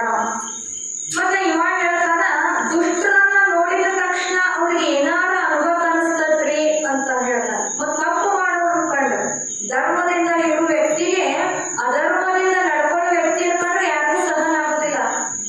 ಅವ್ರಿಗೆ ಏನಾರು ಅನ್ಬೇಕನ್ಸ್ತದೆ, ಅವ್ರು ಕೊಲ್ಲಬೇಕನ್ಸ್ತದೆ, ಅವ್ರು ಬೈಬೇಕನ್ಸ್ತದೆ. ಹಿಂಗಾದಾಗ ನಾವು ಏನ್ ಮಾಡ್ಬೇಕು ಅಂತ ಜೀವ ಪ್ರಶ್ನೆ ಮಾಡಿದಾಗ ಅವರಲ್ಲಿದ್ದಂತ ಯಾವ್ದಾದ್ರು ಒಂದು ಅಲ್ಪವಾಗಿದ್ದ ಒಂದು ಸದ್ಗುಣವನ್ನು ತಕ್ಕೊಂಡು ಅದ್ರ ಬಗ್ಗೆ ನೀವು ಮಾತಾಡು. ಅದನ್ನ ಪರ್ವತದಷ್ಟು ನೀ ದೊಡ್ಡದು ಮಾಡಿ ಹೊಗಳು ಕರೆ ಅವರಲ್ಲಿರ್ತಕ್ಕಂಥ ಒಂದು ದುರ್ಗುಣವನ್ನ ನೀ ಅದನ್ನ ಆಡ್ಕೊಂಡಿದ್ದ ಆದಿ ಅಂತಂದ್ರ ಅದರಿಂದ ನಿನಗೆ ಯೋಗ್ಯವೂ ಆಗುವುದಿಲ್ಲ. ಹೇಗೆಂದರೆ ಮಹಾತ್ಮ ಇದು ಮನುಷ್ಯನಿಂದ ಸಾಧ್ಯ ಇಲ್ಲ ಬಿಡು. ಹೇಳುವುದು ಸರಳ, ಕೇಳುವುದು ಸರಳ. ಅನ್ಯಾಯ ನಡೆಯಕತ್ತೈತೆ ಅಂದ್ರೆ ಯಾವ ಸುಮ್ಮನೆ ಇರ್ತಾನ? ಯಾರೋ ಸುಮ್ಮನೆ ಇರೋದಿಲ್ಲ. ಈಗ ಅಕಸ್ಮಾತ್ ಕಣ್ಣು ಮುಂದಾನ ಮಾಡಬಾರ್ದು ಯಾರು ಇಲ್ಲೇ ಮಠದಾಗ ಸಹಜ ಕೆಲವೊಂದನ್ನ ನೋಡಿದ್ವಿ ಅಂತಂದ್ರ ಏನಪ್ಪ ಇದು ಮಠದಾಗ ನೀವು ಹಿಂಗ್ ಮಾಡ್ತಾರಲ್ಲ ಅದನ್ನ ಮನಸ್ಬೇಕು ಅನಿಸ್ತದ. ಆದ್ರ ತಿಳಿದಂತವ್ರು ಏನ್ ಮಾಡ್ತಾರ, ಹೋಗಿ ಬಿಡು ಎಲ್ಲಿ ಮಠ ನಡೀತೈತಿ, ಏನೋ ಸುಖ ಪುಣ್ಯ ಇದ್ದಿದ್ದಕ್ಕೆ ಮಾಡಕತ್ತಾರ, ಎಲ್ಲಿ ಮಠ ಮಾಡ್ತಾರ, ಭಗವಂತಪ್ಪ ನೋಡೋದನ ಅಲ್ಲಿ ಮಠ ನಾವು ತಡ್ಕೊಂಡು ಸುಮ್ಮನೆ ಇರ್ತಾರ. ತಿಳಿದಂತವ್ರಿಗೆ ರೊಚ್ಚು ಬಂತು ಅಂತಂದ್ರ ಅವ್ರು ಏನ್ ಮಾಡಕ್ಕೂ ಇರ್ತದೆ. ಯಾಕ ಅದು ಅಧರ್ಮ ಅಂತ ತಿಳಿದಂತವ್ರ ದೃಷ್ಟಿ ಒಳಗೆ ಕಾಣ್ತು ಅಂದ್ರ ಮನುಷ್ಯನ ಸಹನ ಆಗೋದಿಲ್ಲ. ಆದ್ದರಿಂದ ಮಹಾತ್ಮರಲ್ಲಿ ಆ ಸಹನ ಶಕ್ತಿ ಹೆಂಗಿರ್ತದ ಅಂತಂದ್ರ ಶಿತಾಳ್ರ ಆಶ್ರಮದೊಳಗ ಪ್ರಸಾದಕ್ಕೆ ಪಂಕ್ತಿ ಹಚ್ಚಿದ್ರು. ಒಬ್ಬ ಕುರುಬ, ಬೆಳ್ಳಿ ಕುರುಬ ಕಂಬಳಿ ಹಾಕೊಂಡು ಬಂದ, ಅವನು ಶಿತಾಳು ಮಠದಾಗ ಪ್ರಸಾದ ಮಾಡಿ ಹೋದ್ರ ಅಂತ ಹೇಳಿ ಹೋಗಿ ತಾಟ ನಾವು ಹೋಗಿ ಕೂತ್ಕೊಂಡು ಊಟ ಮಾಡುವಂತ ಪದ್ಧತಿ ಶಿತಾಳ್ರ ಮಠದೊಳಗ. ತಾಟ ತಗೊಂಡ ಉಣ್ಬಾಕ ಅನಿಸ್ತವಂಗ. ಆಗ ಕಾಟಿನ ಅಂತವನ್ನ ನೋಡಿ ಉಣ್ಣದ್ ಬೇಡ, ಇಲ್ಲಿ ಉಣ್ಣಿ ಅಂತ ಬಳಿ ತೊಳೆದಿಟ್ಟು ಹೋಗ್ಬೇಕು, ಇದನ್ನ ಸುಮ್ಮನೆ ಜೋಳಿಗೆ ಇಟ್ಕೊಂಡು ನಾವು ಹೊರಗೆ ಹೋಗ್ಬಿಟ್ರಾತು ಅಂತೇಳಿ ಕಂಬಳಿ ಏನ್ ಹೆಗಲ್ ಕಟ್ಟಿದ್ನಲ್ಲ ಕಂಬಳಿಯಾಗ ಆ ತಾಟ ಇಟ್ಕೊಂಡು ಹೋದಾಗ ಹೊರಗಂಟಾವ. ಸದ್ಗುರುನಾಥ ಎಲ್ಲಿದ್ರು ಎಲ್ಲಿಲ್ಲೋ ಸಿದ್ಧಾರ್ಥರು ಆ ಬರುವಾರದಲ್ಲಿ ಮುಂದೆ ಕುಂತಿದ್ರಂತವ್ರು. ಅಪ್ಪವ್ರಿಗೆ ನಮಸ್ಕಾರ ಮಾಡಿದ, ಪ್ರಸಾದ ಮಾಡ್ಕೊಂಡು ಹೊಂಟಿಯಲ್ಲೋ ಅಂದ್ರಂತವ್ರು ಸಿದ್ಧಾರ್ಥರು. ಅವ್ರು ಒಂಚೂರು ಮನಸ್ಸಿಗೆ ಕಳವಳ ಆಯ್ತು. ನಾನು ತಾಟ ಸದ್ದಿದ್ದು ಏನು ನೋಡಿದ್ರೋ ಏನೋ ಅಂತಂದ್ರೆ ಇಲ್ರೇಕೋ ಮಾಡೇನಿ ಅಂತ ಹೋಗೋ ಮಾರ ಇಲ್ಲಿ ಮಠ ಬಂದು ಪ್ರಸಾದ ಮಾಡ್ದಂಗೆ ಹೋಗ್ತೀನ ಅಂದಾಗ ಅಲ್ಲಿ ಊಟಕ್ಕೆ ನೀಡುವಂತ ಶಿಷ್ಯರನ್ನ ಕರೆದು ಇವ ಪಾಪ ಹಸುಗೊಂಡು ಬಂದು ಹಂಗ ಹೊಂಟಾನ, ಇವ್ ಊಟಕ್ಕೆ ಕೊಡ್ರಿ ಅಂತಂದ್ರ ಸಿದ್ಧಾರ್ಢರು. ಆದ್ರೆ ಬಂದ ಅವ ಮುನ್ಮುನ ಹೊಂಟಿದ್ದ ಸಿದ್ಧಾರ್ಥ ಅವ್ನ ಹಿಂದಿಂದ ಎದ್ದು ಹೋದ್ರು. ಅಲ್ಲಿ ಹೋಗಿ ಪಾಕಶಾಲೆ ಒಳಗೆ ಕುಂತ ಅವ್ರು ಎಲ್ಲರಿಗೂ ತಾಟ ಕುತ್ಕೊಂಡ್ ಅವಂಗ ಕೊಡಾಕಿದ್ರು. ಸಿದ್ಧಾರ್ಥ ಅವ್ನ ಹಿಂದ ನಿಂತಿದ್ರು. ಈಗಾಗಲೇ ಅವ್ನ ಹತ್ತಿರ ತಾಟ ಇಟ್ಟೋದ್ರ ಕುಂತ ನಾವು ಉಂಡ ಸ್ವಚ್ಛಗೆ ತೊಳೆದು ಮತ್ತೆ ಅಲ್ಲಿ ಹೋಗಾನ ಶಾಣೆ ಅದಾನ ಅಂತ ಸಿದ್ಧಾರ್ಥ. ಅವಾಗ ನಾಚಿಕೆ ಬಂತಂತ. ಊಟ ಮಾಡಿದ ಉಂಡು ಅದನ್ನ ಸ್ವಚ್ಛಗೆ ತೊಳೆದಿಟ್ಟು ಹೋಗುವಾಗ ಯಪ್ಪ ನಂದು ತಪ್ಪಾತು, ನನ್ನ ಕ್ಷಮಾ ಮಾಡ್ರಿ ಅಂತ ಮನಸ್ಸಿನಾಗ ಬೇಡ್ಕೊಂಡು ಸಿದ್ಧಾರ್ಥಿಗೆ ನಮಸ್ಕಾರ ಮಾಡಿ ಬಂದು. ಇಲ್ಲಿ ಹೇಳುವಂತ ತಾತ್ಪರ್ಯ ಏನು ಅಂತಂದ್ರ ಅವ ಕದ್ದ ಅಂತೇಳಿ ಅವನಲ್ಲಿರ್ತಕ್ಕಂಥ ಆ ಕೆಟ್ಟ ಗುಣವನ್ನ ಎಲ್ಲರಿಗೂ ಎತ್ತಿ ತೋರಿಸ್ಲಿಲ್ಲ ಸಿದ್ಧಾರ್ಥರು. ಪುನಃ ಮುಳ್ಳಿನಿಂದ ಮುಳ್ಳನ್ನ ಹೆಂಗ್ ತೆಗಿಬೇಕು, ಬೆಣ್ಣ್ಯಾನ ಕೂದಲ ಕೈ ಪಾಟುಕಂತ ಹಾಕಿ ತೆಗಿತಾರ, ಎಷ್ಟು ಸೂಕ್ಷ್ಮ ತೆಗಿತಾರ. ಬೆಣ್ಣ್ಯಾನ ಕೂದಲ ತೆಗೆದಂಗ ಮಹಾತ್ಮರ ಒಂದು ವಿಚಾರ ಆಗ್ಲಿ, ಅವರ ಒಂದು ನಡವಳಿಕೆ ಆಗ್ಲಿ ಅಷ್ಟು ಸೂಕ್ಷ್ಮ.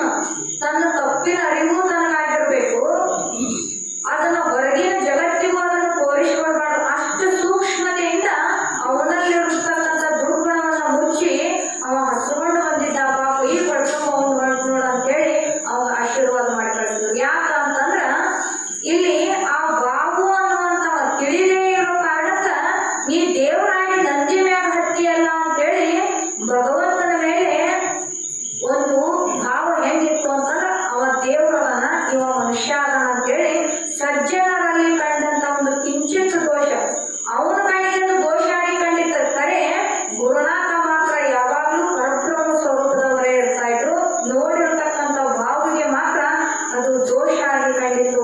ಆದ್ದರಿಂದ ಮಹಾತ್ಮರಲ್ಲಿ ಕಿಂಚಿತ್ ದೋಷವನ್ನ ಕಂಡು ಕೂಡ ಅದನ್ನ ಮನುಷ್ಯರಾದಂಥವರು ಜರಿಯುತ್ತಾರೆ. ವೇದ ವಿಧಿಯನ್ನಾಚರಿಸದೆ ಸಾಧು ಸಜ್ಜನರ ನಿಂದೆಗೈಯುವುದು ಮಾಡುತ್ತಾರೆ. ಇವರಲ್ಲಿ ಧನಮದದಿಂದ ಯೌವನಮದದಿಂದ ಕೂಡಿಕೊಂಡವರಾಗಿರುವರು. ಮೇದಿನಿಯೊಳಗೆ ಅವತಾರ ಯೋಗಿ ಎಂಬುವುದನ್ನರಿಯದೆ ಅವರೊಡನೆ ವಾದವ ಮಾಡಿ ಅವರಿಗೆ ಹೊಡೆದು ಅವರಿಂದ ಬಂದ ಶಾಪಕ್ಕೆ ಬೂದಿಯಾಗುವರು. ಮುಂದೆ 3 ತಿಂಗಳು ಗತಿಸದೇ ಇರುವ ಸಮಯದೊಳಗೆ ರಾವಜಿ ಮೊಕಾಶಿ ಎಂಬಾತನು ಬಾಹುಕನ ಬಲದ ಕೈಯನ್ನು ತನ್ನಲ್ಲಿರುವ ಆಯುಧದಿಂದ ಕಳೆದು ಚೆಲ್ಲಿದ. ನೋಡ್ರಿ ಏನ್ ಹೇಳ್ತಿರೋರು, ಯಾವ ಜೋರಾದ ಹಸ್ತದಿಂದ ನನ್ನನ್ನು ನೀ ಎಳ್ಬಹುದೆಯಲ್ಲ, 3 ತಿಂಗಳೊಳಗಾಗಿ ಆ ಕೈ ಕತ್ತರಿಸೋಕಟ್ಟು ಅಂದಿದ್ರು ಅಜ್ಜವರು. ಅದೇ ಒಂದು ಉದ್ದೇಶದಿಂದ ಗುರುನಾಥನ ಶಾಪವು ಯಾವ ರೀತಿಯಾಗಿ ಕಟ್ಟು ಅಂತಂದ್ರ, ಯಾವುದೋ ವಿಚಾರದಿಂದ ಮೊಕಾಶಿ ಮನೆತನದ ಒಬ್ಬ ವ್ಯಕ್ತಿ ಆ ಬಾವು ಅನ್ನುವಂಥವನನ್ನ ತನ್ನ ಕೈಯೊಳಗಿನ ಚೂಪಾದ ಬಚ್ಚಿಯಿಂದ ಅವನ ಕೈ ಕಡಿದು ನೆಲಕ್ಕೆ ಚೆಲ್ಲಿದ. ಇದು ಹಠಯೋಗಿ ಚಂದ್ರವೃಷಭೇಂದ್ರರ ನುಡಿಯಂತೆ ಬಾವುಕನ ಬಲದ ಕೈ ಅಳಿದು ಹೋಯಿತು. ದುಷ್ಟತನದ ಬಾವು ಶ್ರೇಷ್ಠ ಸದ್ಗುರುವನನ್ನು ಏನನ್ನು ಅರಿಯದೆ ಕೆಣಕಿ ಭ್ರಷ್ಟರಾಗಿ ಪ್ರಾಣವನ್ನ ನೆಗೆದರು. ಆದ್ದರಿಂದ ಸದ್ಗುರುನಾಥನಲ್ಲಿ ನಾವು ಹೆಂಗ್ ನಂಬಿಕೆ ಇಡಬೇಕು ಅಂತಂದ್ರ, ಅವ್ರು ಏನ ಮಾಡಿದ್ರು ಭೂಮಿಗೆ ಬಂದಿರತಕ್ಕಂಥ ಭಗವಂತ ಲೀಲೆಯನ್ನ ಅವ್ರು ಯಾಕೆ ಇಷ್ಟೊಂದು ಪರಿಪರಿಯಾಗಿ ಲೀಲೆಯನ್ನ ಮಾಡಿ ಜನರಿಗೆ ತೋರಿಸಿದಾರ ಅಂತಂದ್ರ, ಅವರ ಒಂದು ವ್ಯಕ್ತಿತ್ವವನ್ನ ತಿಳಿದುಕೊಳ್ಳಲಿಕ್ಕೆ ಸರಳವಾದಂತ ಮಾರ್ಗಗಳಿವು. ಭಗವಂತನ ಲೀಲೆಗಳು ಒಂದಲ್ಲ ಎರಡಲ್ಲ. ಅವರ ಒಂದು ಇರುವಿಕೆಯನ್ನ ಅವ್ರು ಏನು ನೋಡಿದಾರಲ್ಲ ಅದ್ರ ಮ್ಯಾಲ ನಂಬಿಕೆ ನಮಗಿತ್ತು ಅಂತಂದ್ರ ಅವ್ರ ಮ್ಯಾಲ ಸಂದೇಹ ಬರೋದಿಲ್ಲ. ಅವ್ರು ಮಾಡುದು ತುಚ್ಛವಾಗಿ ಕಾಣೋದಿಲ್ಲ. ಯಾಕ, ಅದನ್ನು ತಿಳ್ಕೊಳ್ಳೋ ಸಾಮರ್ಥ್ಯನೂ ನಮಗಿಲ್ಲ, ಅವ್ರನ್ನ ಅರಿತುಕೊಳ್ಳುವಂತ ಜ್ಞಾನವೂ ನಮಗಿಲ್ಲ ಅಂದಾಗ ಇಂಥ ಯಾವ ಮಹಿಮೆಗಳ ಮೂಲಕ ಆದ್ರೂ ಜೀವ ಉದ್ಧಾರ ಆಗ್ಲಿ ಅನ್ನುವಂಥ ದಶೆಯಿಂದ ಹೆಜ್ಜೆ ಹೆಜ್ಜೆಗೂ ಸದ್ಗುರುನಾಥ ಲೀಲೆಯನ್ನ ಮಾಡಿರ್ತಾರ. ಅದರ ಮೊದಲಬಾವಿ ಗ್ರಾಮದೊಳಗ ಅಜ್ಜ ಒಂದು ಬಹಳ ಮನೋಹರವಾಗಿರತಕ್ಕಂಥ ಲೀಲೆಯನ್ನ ಮಾಡಿದ್ದಾರೆ. ಒಂದು ದಿನ ಏನಾಯ್ತು ಅಂತಂದ್ರ, ಒಂದು ಸಂದೇಶವಿದೆ. ಪಾಮರರಿಗೆ ಪಾರಮಾರ್ಥವನ್ನು ತಿಳಿಸುವ ನೆಪದಿಂದ ಈ ಘಟನೆಗಳನ್ನು ನಡೆದವೆಂದರೆ ತಪ್ಪಾಗುವುದಿಲ್ಲ. ಮದನಬಾವಿ ಗ್ರಾಮದೊಳಗ ಕೆಲವೊಂದು ಶಿಷ್ಯವರ್ಗ ಇತ್ತು ಅಪ್ಪವ್ರಿಗೆ. ಯಾರು ಅಂದ್ರ ಉಬಟಿ ಬಾಳಪ್ಪ, ಶಿವಮ್ಮನವರ ಯಲ್ಲಪ್ಪ, ಬುರ್ಯಾಳ ಬಸವಂತಪ್ಪ, ಧರೆಯಪ್ಪ, ಶಿವಲಿಂಗಪ್ಪ. ಹಿಂಗ ಸಾಯಂಕಾಲ ಆಯ್ತು ಅಂದ್ರ ತಮ್ಮ ಎಲ್ಲಾ ಸಂಸಾರ ಕೆಲಸವನ್ನ ಮುಗಿಸಿ ಅಜ್ಜನ ಮಠಕ್ಕೆ ಬರ್ತಿದ್ರು. ಅವ್ರು ಮದನಬಾವಿ ಗ್ರಾಮದೊಳಗ ಬಂದು ಅಜ್ಜ ಅವರೊಡನೆ ಬಹಳ ಸಂತೋಷದಿಂದ ಸಮಯವನ್ನ ಕಳೀತಾ ಇದ್ರು. ಒಂದು ದಿನ ಅಜ್ಜ ಏನ್ ಮಾಡಿದ ಅಂತಂದ್ರ, ಇವು 5 ಮಂದಿಯಾಗ ಯಾರು ಗಟ್ಟಿ ಐತೋ ಯಾರು ಜೊಟ್ಟೈತೋ ಪರೀಕ್ಷೆ ಮಾಡ್ಬೇಕು ಅಂತ ಹೇಳಿ ಗುರುನಾಥ ಮನಸ್ಸಿನಾಗ ನೋಡ್ತು. ಮತ್ತೆ ದಿನ 1000 ಮಂದಿ ಯಪ್ಪ ಯಪ್ಪ ಯಪ್ಪ ಅಂತ ಬರ್ತಾರ ಅಂತ. ಅದ್ರಾಗ ಎಷ್ಟು ಮಂದಿ ಭಾವದಿಂದ ಯಪ್ಪ ಅಂತಾರ, ಎಷ್ಟು ಮಂದಿ ಬರೀ ಬಾಯಿಂದ ಯಪ್ಪ ಅಂತಾರ ಗೊತ್ತಾಗ್ಬೇಕಲ್ಲ. ಎಲ್ಲರೂ ಯಪ್ಪ ಅಂತಾರ, ಎಲ್ಲರೂ ಕೈ ಮುಗ್ಯಾರ. ಅದ್ರ ಭಾವದಿಂದ ಇರಾರ ಯಾರು, ಬರೀ ಬಾಯಿ ಬಾಂಧದಿಂದ ಇರಾರ ಯಾರು, ಇದನ್ನು ಪರೀಕ್ಷೆ ಮಾಡ್ಬೇಕು ಅಂತಂತ ಗುರುನಾಥ ಒಂದು ದಿನ ಅವ್ರು ಇನ್ನೇನು ಬರ್ತಾರ ಶಿಷ್ಯರ ದಿನ ಬರೋ ಟೈಮ್, ನೀವು ದಿನ 8 ಅಂದ್ರೆ ಬಂದು ಹಾಜರಾಗ್ತೀರಿ. ಹಂಗ ಸಾಯಂಕಾಲದ ಸಮಯದ ಶಿಷ್ಯರು ಬರೋ ಹೊತ್ತಿಗೆ ಗುರುನಾಥವನ್ನು ಲೀಲೆ ಮಾಡಿದ್ರು. ಏನ್ ಮಾಡಿದ್ರು ಅಂತಂದ್ರ, ಒಂದು ದಿನ ಅಜ್ಜನೊಳ ಬೈಲಿನೊಳಗ ಅವ್ರು ಬರುವಂತವ್ರಿಗೆ ಕಾಣ್ಬೇಕು ಹಂಗ ಒಂದು ಚೊಕ್ಕ ಬೈಲಿನೊಳಗ ಎರೆ ಮಣ್ಣು ಕರಿ ಮಣ್ಣಿತ್ತು, ಒಂದು ಕೆಬ್ಬ ತಗದ್ರಂತ. ಅಷ್ಟೊತ್ತಿಗೆ ಅವ್ರು 4 ಜನ ಇನ್ನೂ ಹಿಂದಿದ್ರು. ಮುಂದೆ ಬರ್ತಕ್ಕಂತ ಯಾವ ಶಿವಲಿಂಗಪ್ಪ ಅನ್ನುವಂತವ 6 ಜನ ಭಕ್ತರಿದ್ರ, 5 ಜನ ಇನ್ನೂ ಸ್ವಲ್ಪ ಲೇಟ್ 2 ಹೆಜ್ಜೆ ಹಿಂದಿದ್ರು. ಶಿವಲಿಂಗಪ್ಪ ಅನ್ನವ ಅದ್ರಾಗ ಅವಸರಲೆ ಬರಾಕತ್ತಿದ್ದ. ಅವ ಬರುವುದನ್ನ ನೋಡಿದಂತ ಭಗವಂತ ಒಂದು ಕೆಬ್ಬ ತೆಗದ್ರಂತ, 2 ಕೈಲಿ ಬರೋಬರ ಕೆಬ್ಬ ತೆಗೆದು ಅದ್ರೊಳಗ ಮಲ ವಿಸರ್ಜನೆ ಆಗ್ತದಿಲ್ಲ, ಕೆಬ್ಬ ತೆಗೆದ್ರ ಮಲ ವಿಸರ್ಜನೆ ಮಾಡಿ ಒಳ್ಳೆ ಮಣ್ಣು ಮುಚ್ಚಿದ್ರಂತ. ನೋಡ್ರ ಹಿಂಗ್ಯಾಕ್ ಮಾಡಿದ್ದಾನ ಅಂತ ಸಹಜ ಎಲ್ಲರಿಗೂ ಬರುವಂತ ವಿಚಾರ. ಅದನ್ನ ಒಳ್ಳೆ ಮಣ್ಣು ಮುಚ್ಚುವುದನ್ನು ಯಾರು ನೋಡಿದ್ರು, ದರೆಯಪ್ಪನವ್ರು ಶಿವಲಿಂಗಪ್ಪ ಬರುವಂತ ನೋಡಿದ. ನೋಡಿ ಅವ ಮನಸ್ಸಿನಾಗ ಅನ್ನಂತ, ಏನೋ ದೊಡ್ಡ ಸನ್ಯಾಸ ಅಂತಾರ, ಇವಂತ ಹೊಲಸು ಚಾಳಿ ಮಾಡಕತ್ತಾನ ನೋಡು ಅನ್ಕೊಂಡಂತ ಮನಸ್ಸಿನಾಗ ಯಾರು ಶಿವಲಿಂಗಪ್ಪ ಎಂದು ತನ್ನಲ್ಲೇ ಕೊಡಗಿಕೊಂಡು ಅಂದು ಉಳಿದ ಭಕ್ತರು ಬರುವುದು ಸ್ವಲ್ಪ ತಡ ಆಯ್ತು. ನೀಲಗಂಗಮ್ಮ ಸಂಜೆ ಸಮಯ ಅಂತೇಳಿ ಅಪ್ಪಾರಿ ಭಾಳ ಇಷ್ಟ ಅಂತ ಶೇಂಗಾ ಹುರ್ಕೊಂಡು ಚಾ ಮಾಡ್ಕೊಂಡು ಅವು ಬಂದು ಎಲ್ಲರೂ ತಿಂದ್ರು, ಚಾ ಕುಡಿದ್ರು. ಲೋಕಾಭಿಮಾನರಾಗಿ ಮಾತನಾಡುತ್ತಾ, ನಿಮ್ಮಿಷ್ಟು ಮನ್ಯಾಗ ಬಂಗಾರ ಕೊಡ್ಬೇಕಂತ ಹೆಚ್ಚಾಗಿರ್ಲಿ, ಯಾರು ಬೇಕು ನಿಮಗೆ ಬಂಗಾರ ಅಂತ ಅಜ್ಜಾರು. ಅವಾಗ ಅವ್ರು ಹೇಳಿದ್ರು ಇನ್ನುಳಿದ ಭಕ್ತರು, ಯಪ್ಪ ಮತ್ತೆ ನೀ ಕೊಡ್ತಾನೆ ಅಂದ್ರೆ ಒಳ್ಳೆ ಅಂತೇವೇನು, ಕೊಡ್ರಿ ನಾವು ತಗೋತೀವಿ ಅಂತ ಹೇಳಿದ್ರು ಇನ್ನುಳಿದ ಶಿಷ್ಯವರ್ಗ. ಅಪ್ಪ ಅಂದ್ರು, ನಾ ದೇಹದಲ್ಲಿ ಶಬರಿಗಳಲ್ಲಿ ಬಂಗಾರ ಸಿಗ್ತದ ನೋಡು ಅಂತವ್ರು. ಎಲ್ಲಿ ನಾವು ಕೆಬ್ಬದಲ್ಲಿ ಮೊದಲ ವಿಸರ್ಜನೆ ಮಾಡಿ ಹೊಳ್ಳಿ ಮಾಡಿ ಮುಚ್ಚಿದ್ರು. ಇನ್ನುಳಿದ ಶಿಷ್ಯರಿಗೆ ಹೇಳಿದ್ರು ಅವ್ರ, ನಾ ಹೋದ ಜಾಗಕ್ಕೆ ನಾ ಚಬುರನ್ನ ಜಾಗದಾಗ ನೀವು ಚಬರಿದ್ರಿ ಅಂದ್ರ ಅಲ್ಲಿ ನಿಮಗೆ ಬಂಗಾರ ಸಿಗ್ತತ್ರಲೆ, ಯಾಕೆ ಚಬರ್ತೀರಿ ಅಂದ್ರು. ಪುಗಡಿ ಬಾಳಪ್ಪ ಅಂದ, ಯಪ್ಪ ಮೊದ್ಲು ನನಗೆ ಸಿಗ್ಲ ಬಂಗಾರ, ಎಲ್ಲಿ ಚಬಡಿಗೆ ನಾ ಚಬರ್ತಾನೆ ಅಂತಂದ. ಆಯ್ತಪ್ಪ ಅಂದು, ಸರಿ ನಡ್ರಿ ಹಂಗಾರ ತೋರಿಸ್ದನ್ ಜಾಗ ಚಬರುವಂತ್ರಿ ಅಂತ ದೇವ್ರಕೊಂಡ ಚಂದ. ಸರಿ ನಡ್ರಿ ಬರೀ ಎಲ್ಲಾರು ಅಂದ, ತೋಡ್ಬೇಕು ಯಾರು ಸರಿತೈತಿ ನೋಡೋಣ ಅಂದಾಗ ಧರಪ್ನವ ಶಿವಲಿಂಗಪ್ಪಗ ಮನಸ್ನ್ಯಾಗ ಕಸಿ ಬಿಸಿ ಚಲುವಾಗಿತ್ತು. ಯಾಕೆ ನೋಡಿದ್ ನಾವು ಅಜ್ಜಾರಲ್ಲಿ ಮಲ ವಿಸರ್ಜನೆ ಮಾಡೋದನ್ನ ವಿಚಾರ ಮಾಡಕತ್ತಾವ ಮನಸ್ನ್ಯಾಗ. ಅಲ್ಲ, ಈ ಅಜ್ಜ ಮಲ ವಿಸರ್ಜನೆ ಮಾಡೋದನ್ನ ನಾನು ಕಣ್ಣಾರೆ ನೋಡಿನಿ. ಸಣ್ಣ ಮಕ್ಕಳನ್ನು ತೆಗೆದು ಅದ್ರಾಗ ಮಲ ವಿಸರ್ಜನೆ ಮಾಡಿ ಮ್ಯಾಗ ಮಣ್ಣು ಮುಚ್ಚಾನ. ಈಗ ಅದನ್ನು ನಾವು ನೋಡ್ಬೇಕಂತ ಎಂಥ ಮಹಾತ್ಮನು, ಅದ್ರಾಗ ಏನು ಬಂಗಾರ ಸಿಗ್ತೇವೋ ಅಂತಾನ. ಮಲ ಅಕಸ್ಮಾತ್ ಅವ ಕುಂತಿರ್ತಕ್ಕಂತ ಅದು ಮಲ ನಮ್ಮ ಕೈ ಹತ್ತಿರೋ ಗತಿ ಏನು, ಕೈ ಹೊಲಸಕತಿ ಇಲ್ಲೋ ಯಪ್ಪ, ಈ ಬಂಗಾರ ನನಗೆ ಬೇಡ ಅಂತ ಮನಸ್ಸಿನಾಗ ಅನ್ಕೊಳಕತ್ತಿದ್ದ ಯಾರು ಶಿವಲಿಂಗಪ್ಪ ಅಂತ ವಿಚಾರಿಸ್ಕೊಂತ ಕುಂತಿದ್ದ.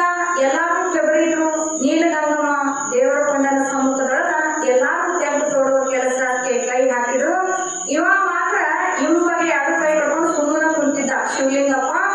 ದೇವರ ಕೊಂಡ ಅಜ್ಜ ಅಂತಾರ, ಬಾಬಾ ಶಿವಲಿಂಗ ಎಲ್ಲಾರು ಕೆಬರಿಯಾರ ಮತ್ ನಿನ್ನ ಸರಿದೈತಿ, ನಿನಗ್ ಬಂಗಾರ ಬ್ಯಾಡ ಏನೋ, ಶ್ರೀಲಕ್ಷ್ಮಿ ನಿನಗ್ ಬ್ಯಾಡ ಏನೋ, ಬಾ ಕೆಬರ್ ಬಾ ಅಂದ್ರಂತ. ಶಿವಲಿಂಗಪ್ಪ ನನಗ್ ಬಂಗಾರ ಬ್ಯಾಡ್ರಿಯಪ್ಪ, ನಾ ಕೆಬರಾಕ್ ಒಲ್ಲೆ ಅಂದಿದ್ರೆ ಏನಿತ್ತೋ ಏನೋ. ಅವ ಏನಂತ, ಹಂಗೇನಿಲ್ರಿಯಪ್ಪ, ಆದ್ರ ನನ್ನ ಹೊಲಕೈಗೆ ನಿನ್ನ ಹೊಲಕ್ಕೆ ಹೋದಾಗ ಮುಳ್ಳು ನಟ್ಟು ಬಳ್ಳ ಸೊಟ್ಟಾಗೈತ್ರಿ ಅಂತ ಬಳ್ಳ ಸೊಟ್ಟು ಮಾಡಿ ತೋರ್ಸಿ. ನಾನು ಕೆಬರಿದ್ರ ನನಗೆ ಕೈ ಹತ್ತಿತ್ತಲ್ಲ ಅನ್ನೋ ಉದ್ದೇಶಕ್ಕೆ ಇಲ್ರಿಯಪ್ಪ ಕೆಬರ್ತಿದ್ನಿ. ನಿನ್ನೆ ಹೊಲಕ್ಕೆ ಹೋದಾಗ ಏನೋ ಮಾಡಕ್ ಹೋಗಿ ಕೈಗೆ ಮುಳ್ಳು ನಟ್ಟು ನನ್ನ ಕೈ ಸೊಟ್ಟಾಗೈತ್ರಿಯಪ್ಪ ಅಂತೇಳಿ ಭಗವಂತನ ಮುಂದ ತನ್ನ ಸರಳ ಇರ್ತಕ್ಕಂಥ ಬಳ್ಳ ಸೊಟ್ಟು ಮಾಡಿ ತೋರಿಸಿದ. ಆಗ ಪಾಮರರ ಮುಂದ ಸುಳ್ಳು ಹೇಳಿ ದಕ್ಕಿಸಿಕೊಳ್ಳಬಹುದು. ಆದರೆ ಪಾಮರಂದ್ರೆ ದುಷ್ಟರ ಮುಂದ ಬೇಕಾದ ಸುಳ್ಳು ಹೇಳಿದ್ರು ಅದು ವಿರೋಧ ಆಗುದಿಲ್ಲ.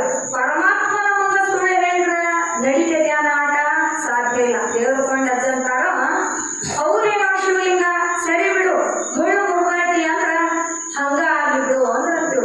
ಮುಳ್ಳು ಮುರುಗೈತಿ ಅಂದ್ರೆ ಒಂದ್ ನಿರ್ಯಾಕ ಬರುವಂತ ಬಳ್ಳ ಸೊಟ್ಟಾಗಿತ್ತಲ್ಲ ಅದು ಹಂಗ ಆಗ್ಲಿ ಬಿಡು ಅಂದ್ರು.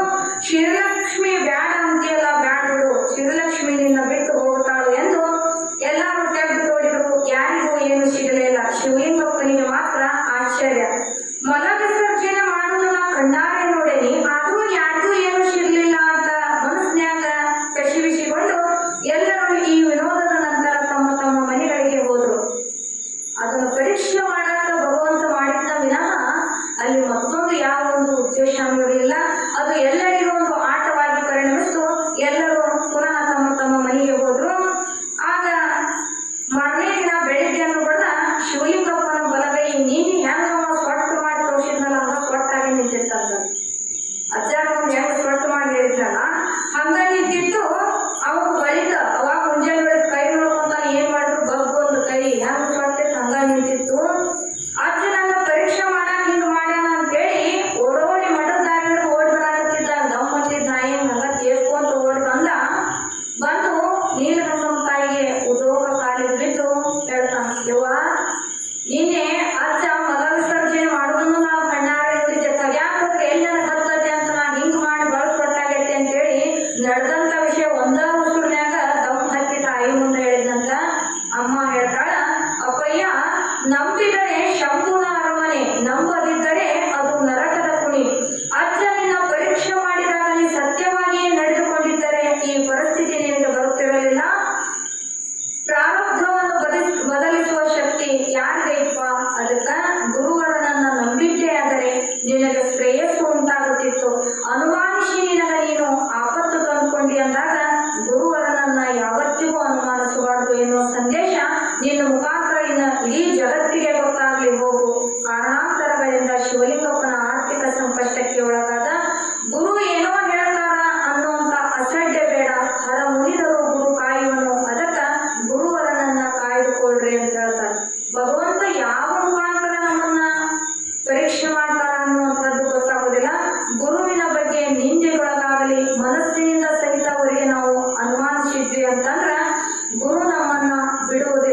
ಶಾಪ ನಮಗ ಬಿಟ್ಟಿದ್ದಲ್ಲ ಅಂತ ಹೇಳ್ತಾರೆ.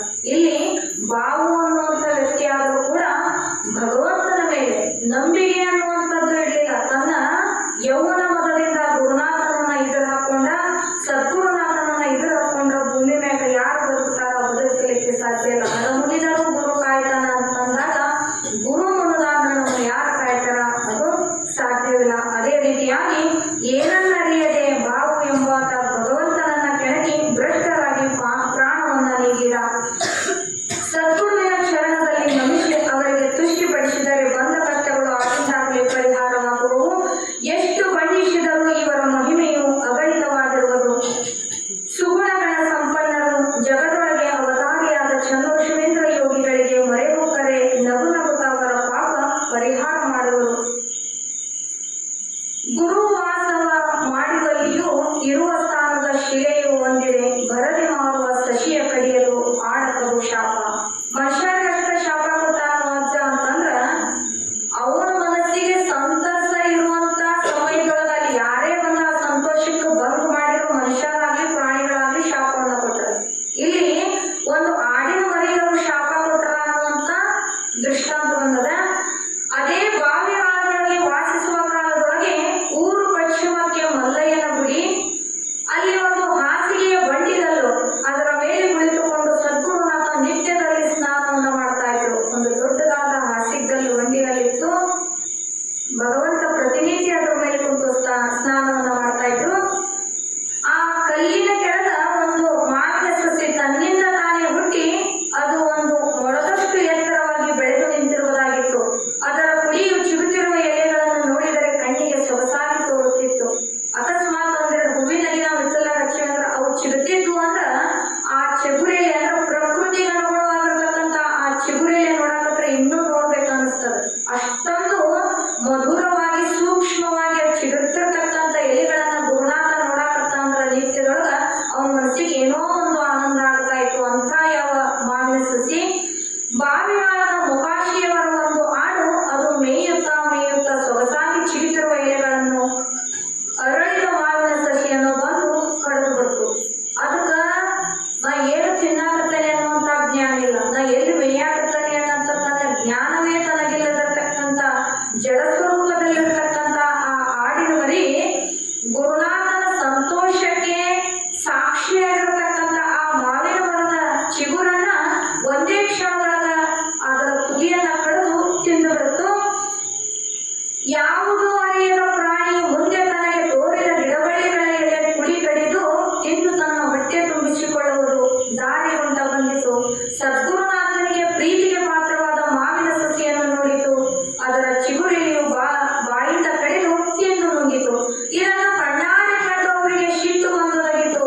ಹೇಳ್ತಾರ ಗುರುನಾಥ, ಎಲೆ ಹುಚ್ಚು ಆಡೆ, ಎಚ್ಚರವಿಲ್ಲದೆ ಸ್ವಚ್ಛವಾಗಿ ಬೆಳೆದಿರುವ ಸಸಿಯನ್ನು ಕಚ್ಚಿ ಹಾನಿ ಮಾಡಿದೆಯಾ ಎಂದು ರೊಚ್ಚಿಗೆದ್ದು ಆ ಆಡಿಗೆ ಬೈಯುವರಾದರು. ಮುಂದೆ ನೀನು ಸಂಜೆಯೊಳಗಾಗಿ ಬೂದಿ ಹಾಯ್ದು ಸತ್ತು ಹೋಗೆಂದು ಶಾಪ ನೀಡಿದರು.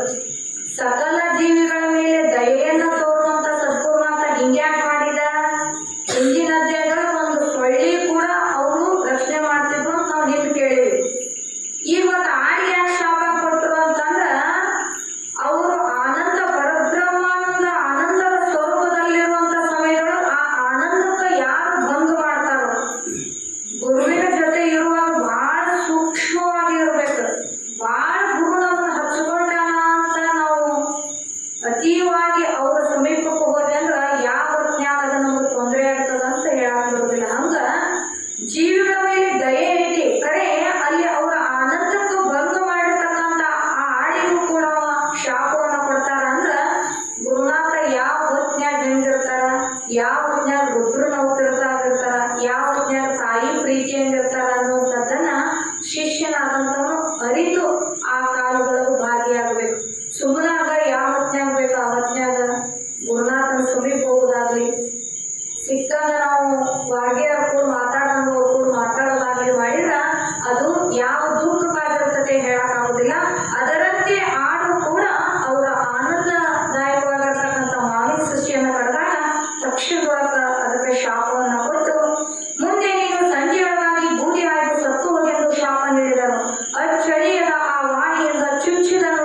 ನುಡಿದರು. ಮುಂದೆ ಆ ಆಡು ಮನೆಗೆ ಬಂದಿತು. ಅಲ್ಲಿ ಒದ್ದಾಡತ್ತಿತು. ಊರಲ್ಲಿ ಜನರು ನೆರೆದು ಬಂದು ನೋಡುವರಾದರು. ಆಡು ಹೀಗೇಕೆ ಮಾಡುತ್ತದೆ, ಹೀಗೇಕೆ ಒದರುತ್ತದೆ ಎಂದು ಕಿಕ್ಕಿರಿದು ಜನ ಸಮುದಾಯವು ಕೂಡಿಕೊಂಡಿತು. ಅಲ್ಲಿ ನೆರೆದವರು ನೋಡುತ್ತಲೇ ಸಂಜೆ 5 ಗಂಟೆಯ ವೇಳೆಗೆ ಅದು ಬೂದಿ ಹಾಯ್ದು ತನ್ನ ಪ್ರಾಣವನ್ನು ನೀಡಿತು. ಇದು ವಾಕ್ಯವು ಸದ್ಗುರುನಾಥನು ನುಡಿದ ಪರ್ಯಂತಾಯಿತೆಂದು ಎಲ್ಲರೂ ನೋಡಿ ಸೋಜಿಗಗೊಂಡರು. ಆಗ ಆಡಿಗೆ ರೋಗ ಭೀತಿ ಯಾವುದೊಂದು ಬಾಧೆ ಇಲ್ಲದೆ ಸದ್ಗುರುವಿನ ಶಾಪದಿಂದೇ ಸತ್ತಿತು ಎಂದು ಕೇಳಿ ನೋಡಿದವರು ಬೆರಗಾದರು. ಮೊಕಾಶಿಯಾರು ಮಹಾತ್ಮರ ಶಾಪಕ್ಕೆ ಗುರಿಯಾಗಿ ಕಾಣಲಾಯಿತೆಂದು ನೆರೆಹೊರೆಯವರು ಹಳ್ಳಿಗುಳಿದು ಪ್ರಚಾರ ಆಶ್ಚರ್ಯಚಕಿತವಾಯಿತು. ಯಾಕಂದ್ರ ಅವರಿಗೆ ಸಿಟ್ಟು ಬಂತು ಅಂತಂದ್ರ ಗುರುನಾಥ ಯಾವ ಹೊತ್ತಿನೊಳಗ ಯಾವ ರೀತಿಯಾಗಿ ಪ್ರಾಣಿಗಳಿಗಾಗಲಿ ಮನುಷ್ಯರಿಗಾಗಲಿ ಶಾಪವನ್ನು ಕೊಡ್ತಾರ ಅನ್ನುವಂಥದ್ದು ತಿಳ್ಕೊಳಕ್ಕಾಗಲಿಲ್ಲ. ಹಿಂದ ಯಾವ ಮೊದಲಬಾವಿ ಗ್ರಾಮದೊಳಗ ಒಂದು ದಿನ ಅಜ್ಜರಿಗೆ ಬಹಳ ಶರೀರಕ್ಕೆ ವಯಸ್ಸಾಗಿತ್ತು. ಒಬ್ರು ಹಿಡ್ಕೊಂಡ ಅವ್ರನ್ನ ಬಹಿರ್ದೇಶಕ್ಕೆ ಕರ್ಕೊಂಡು ಹೋಗುವಂತ ಪ್ರಸಂಗ. ಹೀಗಿರುವಾಗ ನೀಲಗಂಗಮ್ಮ ಒಂದು ಕಡೆ ಹಿಡ್ಕೊಂಡು ರೋಡ್ ಸಣ್ಣದಿತ್ತು, ದಾರಿ ಕಾಲದಾರಿ, ಅಪ್ಪವ್ರನ್ನ ಬಹಿರ್ದೇಶಕ್ಕೆ ಕರ್ಕೊಂಡು ಹೊಂಟಿದ್ರು ಹೊರಗ. ಹಿಂದಿನಿಂದ ಮೋಡಿ ಚನ್ನಬಸಪ್ಪ ಎಮ್ಮೆ ದೊಡ್ಡ ಕೋಡಿನಿತ್ತು. ಅಜ್ಜನ ಹಿಂದೆಯೇ ಹೋಗುತ್ತಿತ್ತಂತೆ. ದೊಡ್ಡ ಕೋಡಿನ ಎಮ್ಮೆ ತಗೊಂಡು ಅವ ಹೊಂಟಿದ್ದ. ಹೋಗುವಂತ ಸಮಯದೊಳಗ ಸಣ್ಣ ದಾರಿ ಆಗಿದ್ದು ಎಲ್ಲಿ ಅಜ್ಜನ ಕೊಂಬು ಬಳಸ್ತಾವ ಅಂತ ನೀಲಗಂಗಮ್ಮಗೂ ಭಯ ಇತ್ತು. ಇದು ಯಾವುದರ ಪರಿವೆಯೋ ಇದರ ಚಂದ್ರ ಶಿವೇಂದ್ರ ಯಾವುದರ ಆನಂದದಲ್ಲಿ ಉನ್ಮತ್ತನಾಗಿ ಹೊರಟಿದ್ದ. ಹಿಂದಿನಿಂದ ಓಡಿ ಬಂದು ನೀಲಗಂಗಮ್ಮ ಅಂತಾಳ ಚನ್ನಬಸಪ್ಪನ ಕುರಿತು, ಏ ಚನ್ನಬಸಪ್ಪ, ಅಜ್ಜರು ಬಹಿರ್ದೇಶಿ ಹೊಂಟಾರ, ಅವರು ಆ ಆನಂದದೊಳಗೆ ಹೊಂಟಾರ, ಅವ್ರನ್ನ ಹಿಂದ್ ಎಮ್ಮೆ ಬರಕತ್ತತೆ ಅನ್ನುವಂತ ಲಕ್ಷ್ಯದೊಳಗಿರುವುದಿಲ್ಲ. ನೀನು ಸ್ವಲ್ಪ ನಿನ್ನ ಎಮ್ಮಿನ ಸೈಡಿಗೆ ಹೊಡಕೋ, ಇಲ್ಲ ಅವ್ರು ದಾಟು ಮಠ ಸ್ವಲ್ಪ ತಡೆದು ಹೋಗು ಅಂತ ಚನ್ನಬಸಪ್ಪು ಹೇಳಿದ್ಲು. ಕಾರಣ ಅಜ್ಜಗೆ ಏನಾರ ಕೋಡ್ ಬಿಡಿಸಿತು, ಅದನ್ನ ಸೈಡಿಗೆ ಹೊಡ್ಕೋ ಅಂತ ನೀಲಗಂಗಮ್ಮ ಹೇಳಿದ್ಲು. ಚನ್ನಬಸಪ್ಪ ಅಹಂಕಾರದಿಂದ ಮತ್ತನಾದವನಿಗೆ ಇವನೆಂತ ಸಾಧು ಎಂಬ ಅಸಡ್ಡೆಯಿಂದ, ಹಾಗೆ ಇಡೀ ಊರಲ್ಲಿಯೇ ನನ್ನಂತ ಎಮ್ಮೆ ಯಾರಿಗೂ ಇಲ್ಲ, ನನ್ನಂತ ಎಮ್ಮೆ ಕೋಡು ಯಾರೂ ಇಲ್ಲ ಅನ್ನುವಂತ ದುರಹಂಕಾರ ಅವನಲ್ಲಿ ಅದೇ ಭಾವದಿಂದ, ನಾಯ ಹೊಡ್ಕೊಳ್ಳಿ ಬೇಕಂದ್ರ ಆ ನಿನ್ನ ಅಜ್ಜಗ ಸೈಡ್ ಆಗಿ ಹೋಗಂದ್ರೆ ನಾ ಎಮ್ಮೆ ಹೊಡ್ಕೊಳ್ಳೋದಿಲ್ಲ ಅನ್ನಂತ ಅಜ್ಞಾನ ಅವಸ್ಥದಲ್ಲಿರ್ತಕ್ಕಂಥ ಚನ್ನಬಸಪ್ಪ. ಇದನ್ನ ಕೇಳಿದಂತ ಭಗವಂತ ಆ ಶಬ್ದ ಅಜ್ಜವ್ರ ಕಿವಿ ಬಿತ್ತಂತ, ನಾಯ ಹೊಡ್ಕೊಳ್ಬೇಕಂದ್ರ ಅವಾಗ ಸೈಡ್ ಆಗಿ ಹೋಗನ್ನ ನಾ ಎಮ್ಮೆ ಹೊಡ್ಕೊಳ್ಳೋದಿಲ್ಲ ಅನ್ನುವಂತ ಶಬ್ದ ಗುರುನಾಥನ ಕಿವಿಗೆ ಬಿದ್ದಾಗ ನೀಲಗಂಗಮ್ಮಂದು, ಏ ಹುಚ್ಚ, ನಿನಗೆ ತಿಳಿಯೋದಿಲ್ಲ, ಸುಮ್ಮನ ಹೊಡ್ಕೋ. ಅಜ್ಜ ಒಮ್ಮೆ ಕೆಳಗಿದ ಅಂದ್ರ ಬಹಳ ದುಃಖ ಆಗುತ್ತೆ, ಸುಮ್ಮನ ಹೊಡ್ಕೋ ಬಿಡ, ಅವ್ರು ಬಳಿ ನೋಡಬಿಡದ ಅಂತ ಹೇಳಿದ್ಲು. ಆದ್ರೂ ಅವ ತನ್ನದೇ ಗಟ್ಟಿನಲ್ಲಿ ಸೊಕ್ಕಿನಿಂದ ಮುಂದೆ ಹೋದ. ಇದನ್ನ ಕೇಳಿದಂತ ಭಗವಂತ, ಏ ನೀಲಗಂಗಮ್ಮ, ಯಾಕವನು ಹೊಡ್ಕೋ ಅಂತ ಪುನಃ ಆ ಶಬ್ದವನ್ನ ಹೇಳ್ತಿ? ಇನ್ನು 8 ದಿನದಾಗ ಯಮಾನ ಬಂದು ಆ ಎಮ್ಮೆ ಹೊಡ್ಕೊಂಡು ಹೋಗಾನ, ಸುಮ್ಮನೆ ಅವ್ನು ಹೇಳ್ಬಾರ್ದು ಹೊಡ್ಕೊ ಅಂತ. ಆ ಎಮ್ಮೆ ಹೊಡ್ಕೊಂಡು ಹೋಗಾಗ ಇನ್ನು 8 ದಿನದಾಗ ಯಮ ಬಂದು ಹೊಡ್ಕೊಂಡು ಹೋಗ್ತಾನ, ನೀನು ತಲೆ ಕಳಿಸ್ಕೋಬೇಡ ಅಂತೇಳಿ ಅಜ್ಜನ ಸೈಡ್ ಅನ್ನಂತ ಅವ ಎಮ್ಮೆ ಹೊಡ್ಕೊಂಡು ಮನೆಗೆ ಹೋದ. ಮುಂದೆ 7 ದಿವಸ ಕಳೆದು 8ನೇ ದಿವಸ ಪ್ರಾರಂಭ ಬೆಳಗಾಗಿತ್ತು. ಎಲ್ಲಿ ಹತ್ಯಾನ ಅಂತ ಹುಲಿ ಅಂತ ಎಮ್ಮೆ ಕಟ್ಟಿದ್ದನೋ, ಎಮ್ಮೆ ತನ್ನಿಂದ ತಾನ ಮಕ್ಕೊಂಡಿದ್ದ ಎಮ್ಮೆ ಎದ್ದೇಳಲೇ ಇಲ್ಲ. ಆಗ ಸದ್ಗುರು ನಾಥನ ವಾಕ್ಯದಂತ ಆತು ಅಂತೇಳಿ ಚನ್ನಬಸಪ್ಪ ಓಡೋಡಿ ಅಮ್ಮನ ಹತ್ರ ಬರ್ತಾನ. ಹೇ ತಾಯಿ, ನನ್ನ ತಪ್ಪಾತು, ನೀ ಎಷ್ಟ ನನಗೆ ತಿದ್ದಿ ಹೇಳಿದ್ರು ನಾನನ್ನ ಅಹಂಕಾರದೊಳಗೆ ಎಮ್ಮೆ ಹೊಡ್ಕೊಳ್ಳಿಲ್ಲ. ಗುರುನಾಥ ಯಾವಾಗ ಯಮಾವಂಗ ಎಮ್ಮೆ ಹೊಡ್ಕೊಂಡು ಹೋಗ್ತಾನ ಅಂತಂದ್ರು ಇವತ್ತಿಗೆ 8 ದಿನ ಕಲಿಸಿಲ್ಲ. ನನ್ನ ಎಮ್ಮೆ ನೆಲಕ್ಕೆ ಕುಸುರು ಬಿದ್ದಿದ ಎಮ್ಮೆ ಎಂದೂ ಹೇಳವಲ್ರು, ಹೆಂಗಾರ ಮಾಡದನ್ನು ಬದುಕಿಸಿಕೊಡು, ಏನಾರು ಮಾಡು, ನನ್ನ ಎಮ್ಮೆ ಬದುಕಲಿ ಅಂತ ಪಾದದ ಮೇಲೆ ಬಿದ್ದು ಹೊರಳಾಡಿ ಅಂಗಲಾಚಿದ. ತಾಯಿ ಹೇಳ್ತಾಳ, ಅಹಂಕಾರದಿಂದ ಗುರುವಿನ ಮುಂದೆ ವರ್ತಿಸಿದರೆ ಅದಕ್ಕೆ ದಂಡ ಕಟ್ಟಬೇಕ. ನೀ ಯಾರ ಮುಂದೆ ನಿನ್ನ ಅಹಂಕಾರ ತೋರಿಸಿದ್ಯ ಅಂದ್ರ ಅದು ಹೆಂಗೋ ನೀ ಪಾರಾಕಿದ್ದೀವ. ಗುರುವಿನ ಮುಂದೆ ನಿನ್ನ ಅಹಂಕಾರದ ನುಡಿಗಳಿಂದ ನೀವು ಮಾತಾಡಿ ಅಂದ್ರ ಆ ತಪ್ಪಿಗೆ ನೀನು ದಂಡ ಕಟ್ಟಲೇಬೇಕು. ಇದಕ್ಕೆ ಯಾರು ಏನು ಮಾಡಕ್ಕಾಗೋದಿಲ್ಲ ಅಂತೇಳಿ ನೀನು ಹೋಗಾಕ ಅಡ್ಡಿ ಇಲ್ಲ, ಹೊಡ್ಕೊಂಡು ಹೋಗ್ಬಿಟ್ಟಾನ. ಎಂದು ಗುರುನಾಥ ಹೇಳ ಅಂದ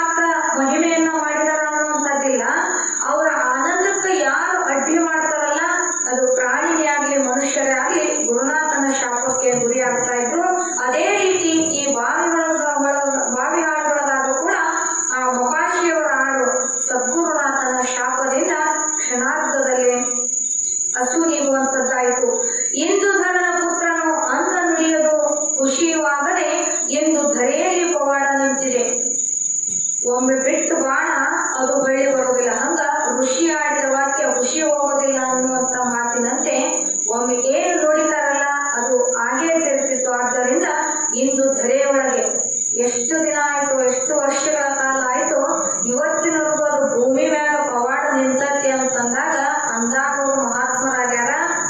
ನಮ್ಮಂಥವ್ರು 1000 ಮಂದಿ ಭಾಳ ಚಲೋ ಕೆಲಸ ಮಾಡ್ಯಾನಂದ್ರ 1 ವರ್ಷ ಅವನ ಹೆಸರು ಇರ್ಬೋದು. ಭಾಳ ಅಂದ್ರೆ ಅವನ ಮೂರ್ತಿ ಮಾಡೇ ಮುಂದುವರ್ಸಿ ಅಂದ್ರೆ ಎಷ್ಟು ದಿನ ಮನುಷ್ಯನಾದಂಥವನ ಹೆಸರು ವಹಿಸದ ಶರೀರ ಒಳಗುತ್ತದೆ. ಮಹಾತ್ಮರಾದಂಥವರು ಸೂರ್ಯ ಚಂದ್ರಾದಿಗಳ ಇರುವವರೆಗೂ ಅವರು ಮಾಡಿರ್ತಕ್ಕಂಥ ಲೀಲೆ ಆಗಲಿ, ಅವರ ಒಂದು ಚರಿತ್ರೆ ಆಗಲಿ ಅದು ಅಜರಾಮರವಾಗಿರುವಂಥದ್ದು. ತಂದೆ ಸದ್ಗುರುನಾಥನನ್ನು ಒಂದೇ ಮನದಿಂದ ಭಜಿಸಿದವರಿಗೆ ಸಂದೇಹವಿಲ್ಲದೆ ಸರ್ವ ಸಂಪದವು ಬಂದೊದಗುವುದು. ಮಂದಮತಿಗಳು ಅಂದ್ರೆ ಬುದ್ಧಿ ಇಲ್ಲದಂತ ಜನಗಳು ಅಕಸ್ಮಾತ್ ಗುರುನಾಥನಿಗೆ ನಿಂದೆಯನ್ನು ಮಾಡಿದರೆ ಭೂಮಿಯ ಮೇಲೆ ಬೆಂದು ಹೋಗುವರು. ಬೇಕಾದರೆ ನಿಂದೆ ಮಾಡ್ರಿ, ಅದು ಪಾಪ ಬಿಟ್ಟಿದ್ದಲ್ಲ. ಅದರಾಗ ಸದ್ಗುರುನಾಥನ ಸ್ಥಿತಿಯನ್ನ ಅರಿತಕ್ಕಂತೆ ಗುರುನಾಥನ ನಾವೇನಾರ ನಿಂದೆಯನ್ನ ಮಾಡಿದ್ವಿ ಅಂತಂದ್ರ ಅವರು ಬೆಂದು ಹೋಗುವರು, ಸುಟ್ಟು ಹೋಗುವರು. ಆದ್ದರಿಂದ ನಿಜಗಳು ಇಲ್ಲಿ ಎಚ್ಚರಿಸ್ತಾ ಇದ್ದಾರೆ, ಗುರುನನ್ನ ಕಂಡು ನಿಂದೆ ಮಾಡುವಂಥವರಿಗೆ ವಂದಿಸಿದೊಡೆ ಪುಣ್ಯಬಹುದು, ನಿಂದಿಸಿದೊಡೆ ಬಂದಿರುವುದಾಗಲೇ ಬಹು ಪಾಪ. ಇನ್ನು ಬದನೆ ಸತ್ಯವಿದು ಯೋಗಿ ಬದಲಿಗೆ ವಂದಿಸು, ನಿಂದಿಸದಿರು ನೀನು ಅಂತ ಹೇಳ್ತಾರೆ. ಮಹಾತ್ಮರಾದಂಥವರಿಗೆ ನಾವು ಲೋಕದ ಜನರು ಮನುಷ್ಯರನ್ನ ಬಿಟ್ಟಿಲ್ಲ ಅಂದಾಗ ಮಹಾತ್ಮರನ್ನ ಹೆಂಗ ಬಿಡ್ತಾರೆ? ಏನಾದ್ರೂ ಒಂದು ಅವ್ರ ಬಗ್ಗೆ ಅಲ್ಲದ ಶಬ್ದಗಳನ್ನ ಆಡುವಂಥವ್ರು ಈಗ ಸದ್ಯ ವರ್ತಮಾನಗಳು ಅದಾರ. ಅಂಥವರನ್ನ ಕುರಿತು ಎಚ್ಚರಿಸಿದಾಗ ನಿಜಗೊಂಡ್ರು ಅಂತ ಯಾವ ಪುಣ್ಯದ ಶರೀರವನ್ನ ತೊಟ್ಟು ಬಂದಂತ ಯೋಗಿಗೆ ವಂದಿಸಿದೊಡೆ ನಮಸ್ಕಾರವನ್ನ ಮಾಡಿದಾಗ ಶ್ರೇಷ್ಠವಾದಂತ ಯೋಗಿಗಳಿಗೆ ಭಕ್ತಿಯಿಂದ ನಾವು ನಮಸ್ಕಾರವನ್ನ ಮಾಡಿದರೆ ಪುಣ್ಯ ಬರುವುದು. ತಿರಸ್ಕರಿಸಿ ಅವರ ಬಗ್ಗೆ ನಾವು ಮಾತನಾಡಿದರೆ ತಕ್ಷಣವೇ ಬಂದಿರುವುದು ಬಹು ಪಾಪ ಬರುವುದು. ಈ ಮಾತು ಸತ್ಯವಾಗಿರುವುದು. ನೀನು ಅಂದರೆ ಎಲ್ಲೋ ಮಾನವ ಅಂತಹ ಪರಮಾತ್ಮ ಸ್ವರೂಪ ಗುರುವಿಗೆ ವಂದಿಸು. ಕರೆ ಅವ್ರ ಬಗ್ಗೆ ನೀನು ನಿಂದೆಯನ್ನ ಮಾಡಿದಿ ಅಂತಂದ್ರ ನಿನಗ ತಕ್ಷಣವೇ ಬಹುಪಾಪ ಬರ್ತದ ಅಂತೇಳಿ ಎಚ್ಚರಿಸ್ತಾ ಇದ್ದಾರೆ. ಆದ್ದರಿಂದ ಅಂಥ ಯಾವ ಮಹಾತ್ಮರನ್ನ ನಿಂದೆಯನ್ನ ಮಾಡಿದವರು ಬೆಂದು ಹೋಗುತ್ತಾರೆ. ಧರೆಯೊಳಗೆ ಒಂದೇ ಮನವು ಮಾಡಿ ನಿಮ್ಮ ಪಾದದಲ್ಲಿರುವಂತೆ ಮಾಡೆಂದು ಕಂದ ಕೈ ಮುಗಿದು ಬೇಡಿಕೊಳ್ಳುವೆನು. ಒಂದೇ ಮನವು ಮಾಡಿ ಅಂತ ಯಾಕೆ ಹೇಳಿದ್ರಿ? ಇಲ್ಲೇ ಮನುಷ್ಯನ ಮನಸ್ಸು ಎಷ್ಟು ಸಮಯ ಬರೀ 12 ಗಂಟೆ ಅಷ್ಟೇ ಕೊಟ್ಟಾನ, ಬೆಳಗ್ಗಿಂದ 12 ತಾಸು. ಮನುಷ್ಯನ ಮನಸ್ಸು ಎಷ್ಟು ಬದಲಾಗ್ತೈತಿ ಅಂದ್ರ ಹೊತ್ತಿಗೆ 24 ಸರಿ ಸುತ್ತದ ನೋಡ್ರಿ. ಅವ್ನು ಮಾಡ್ಬೇಕು ಅಂತತಿ, ಅವ್ನು ಬ್ಯಾಡ ಅಂತತಿ, ಅವ್ನು ಹೋಗಂತತಿ, ಅವ್ನು ಒಲ್ಲೆ ಅಂತತಿ, ಅವ್ನು ಕುಂದೂರ್ ಅಂತತಿ, ಏಳಂತತಿ, ಅಲ್ಲಿ ಹೋಗು. ನೋಡ್ರಿ ಮನಸ್ಸಿನ ವೇಗ ಎಷ್ಟೈತಿ ಅಂತಂದ್ರ ಹೇಳಲಸದಳ. ಭಾಳ ಒಂದ್ ಮಂಗ್ಯ ಇನ್ನು ಮಂಗ್ಯಾಕ ಮನಸ್ಸನ್ನು ಹೋಲಿಸ್ಯಾರ. ಕರೆ ಶಾಸ್ತ್ರದೊಳಗ ಮನಸ್ಸನ್ನು ಮಂಗ್ಯ ಇದ್ದಂಗ ಅಂತ ಹೋಲಿಸ್ಯಾರ. ಅವಿನ್ನೂ ರಾತ್ರಿ ಆದ್ರೆ ಇನ್ನೂ ಒಂದು ಗಿಡದಾಗ ಸುಮ್ಮನ ಕುಂತಿರ್ತಾವ, ಇಲ್ಲ ಎಲ್ಲಿ ತಿನ್ನಾಕ ಸಿಕ್ತಾವ ಅಲ್ಲಿ ಒಂದು ಹೊತ್ತರ ಸುಮ್ಮನ ಕುಂತ ತಿಂತಾವಾದ್ರ ಮನುಷ್ಯನಲ್ಲಿರ್ತಕ್ಕಂಥ ಆ ಮನಸ್ಸು ಅದು ಎಷ್ಟು ಹರಿದಾಡ್ತದ ಅಂತಂದ್ರ ಹೇಳಲಸದಳವಾಗಿ ಅದು ಹರಿದಾಡ್ತದೆ ಅಂತ. ಅದಕ್ಕ ಒಂದೇ ಮನವ ಮಾಡಿ ಭಗವಂತನಲ್ಲಿ ನಾವು ನಂಬಿಕೆ ಅನ್ನುವಂಥದ್ದು ಇಟ್ವಿ ಅಂತಂದ್ರ ನಿಂದು ಬಿಟ್ಟಿನ್ ಯಾರೂ ಇಲ್ಲ, ನೀನ ಇಲ್ಲ ಅಂತ ನಂಬಿಕೆಯನ್ನ ಇಟ್ಟವರಿಗೆ ಒಂದ ಮನಸ್ಸು ಭಗವಂತನಲ್ಲಿ ಇಟ್ಟಾಗ ಮಾತ್ರ ಅವರಿಗೆ ಸುಖ ಆಗ್ತದ ಅಂತ ಹೇಳ್ತಾರೆ. ಒಂದು ದೇವ್ರಿಗೆ ಕಾಯಿ ಹೊಡೆಸೋದು, ಒಂದು ದೇವ್ರಿಗೆ ಕಾಣಿಕೆ ಹಾಕೋದು, ಇನ್ನೊಂದು ದೇವರು ಅಂತೇಳಿ ನಾವು ಪ್ರಸಾದ ಮಾಡೋದು, ಹಿಂಗೆ ತಿರುಕೊಂತ ಹೊಂಟ್ವಿ ಅಂತಂದ್ರ ಅಲ್ಲಿ ಒಂದೇ ಮನಸ್ಸು ಇರಲಕ್ಕ ಸಾಧ್ಯ ಇಲ್ಲ. ಆದ್ದರಿಂದ ಒಂದೇ ಮನವ ಮಾಡಿ ನಿಮ್ಮ ಪಾದದಲ್ಲಿರುವಂತೆ ಮಾಡೆಂದು ಕೈ ಮುಗಿದು ಬೇಡಿಕೊಳ್ಳುತ್ತೇನೆ ಅಂತ ಓಂಕಾರೇಶ್ವರಪ್ಪ ನಿವೇದನೆಯನ್ನು ಮಾಡ್ತಾ ಇದ್ದಾರ. ಅದೇ ಬಾವಿ ಹಾಳೊಳಗೆ 3ನೇಯದಾದ ಮಹಿಮೆ ಏನು ಅಂತಂದ್ರ, ಹೇ ಸದ್ಗುರು ಚಂದ್ರಶುಭೇಂದ್ರ ದೇವ, ನಿನ್ನ ಮಹಿಮೆಯನ್ನು ಕೊಂಡಾಡುವಂತೆ ಎನ್ನ ವಾಣಿಗಳಿಗೆ ಅಂತ ಶಕ್ತಿಯನ್ನು ಕರುಣಿಸಿ ಕಾಪಾಡೆಂದು ತವಪಾದ ಪದ್ಮಗಳಿಗೆ ನಮಿಸುವೆನು. ಒಬ್ಬ ಮನುಷ್ಯನ ಬಗ್ಗೆ ನಾವು ಮಾತಾಡಕತ್ತೇವೆ ಅಂದ್ರೆ ಎಷ್ಟು ಮಾತಾಡ್ತೇವಿ? ಏ ಬಾಳ ಚಲೋಪ್ಪ, ಊರಾಗ ಚಲೋ ಕೆಲಸ ಮಾಡಿದ, ಏ ಬಾಳ ಚಲೋ ಮಾಡಿದ, 4 ಜನಕ್ಕೆ ಮಾದರಿ ಆಗುವಂತ ವ್ಯಕ್ತಿ ಆತ ಒಬ್ಬ ಮನುಷ್ಯನ ಬಗ್ಗೆ ವರ್ಣನೆ. ಒಬ್ಬ ಗುರುವಿನ ಬಗ್ಗೆ ವರ್ಣನೆ ಮಾಡಕತ್ರ ಇಷ್ಟ ಅಂತ ಅವರು ವರ್ಣನೆಯನ್ನ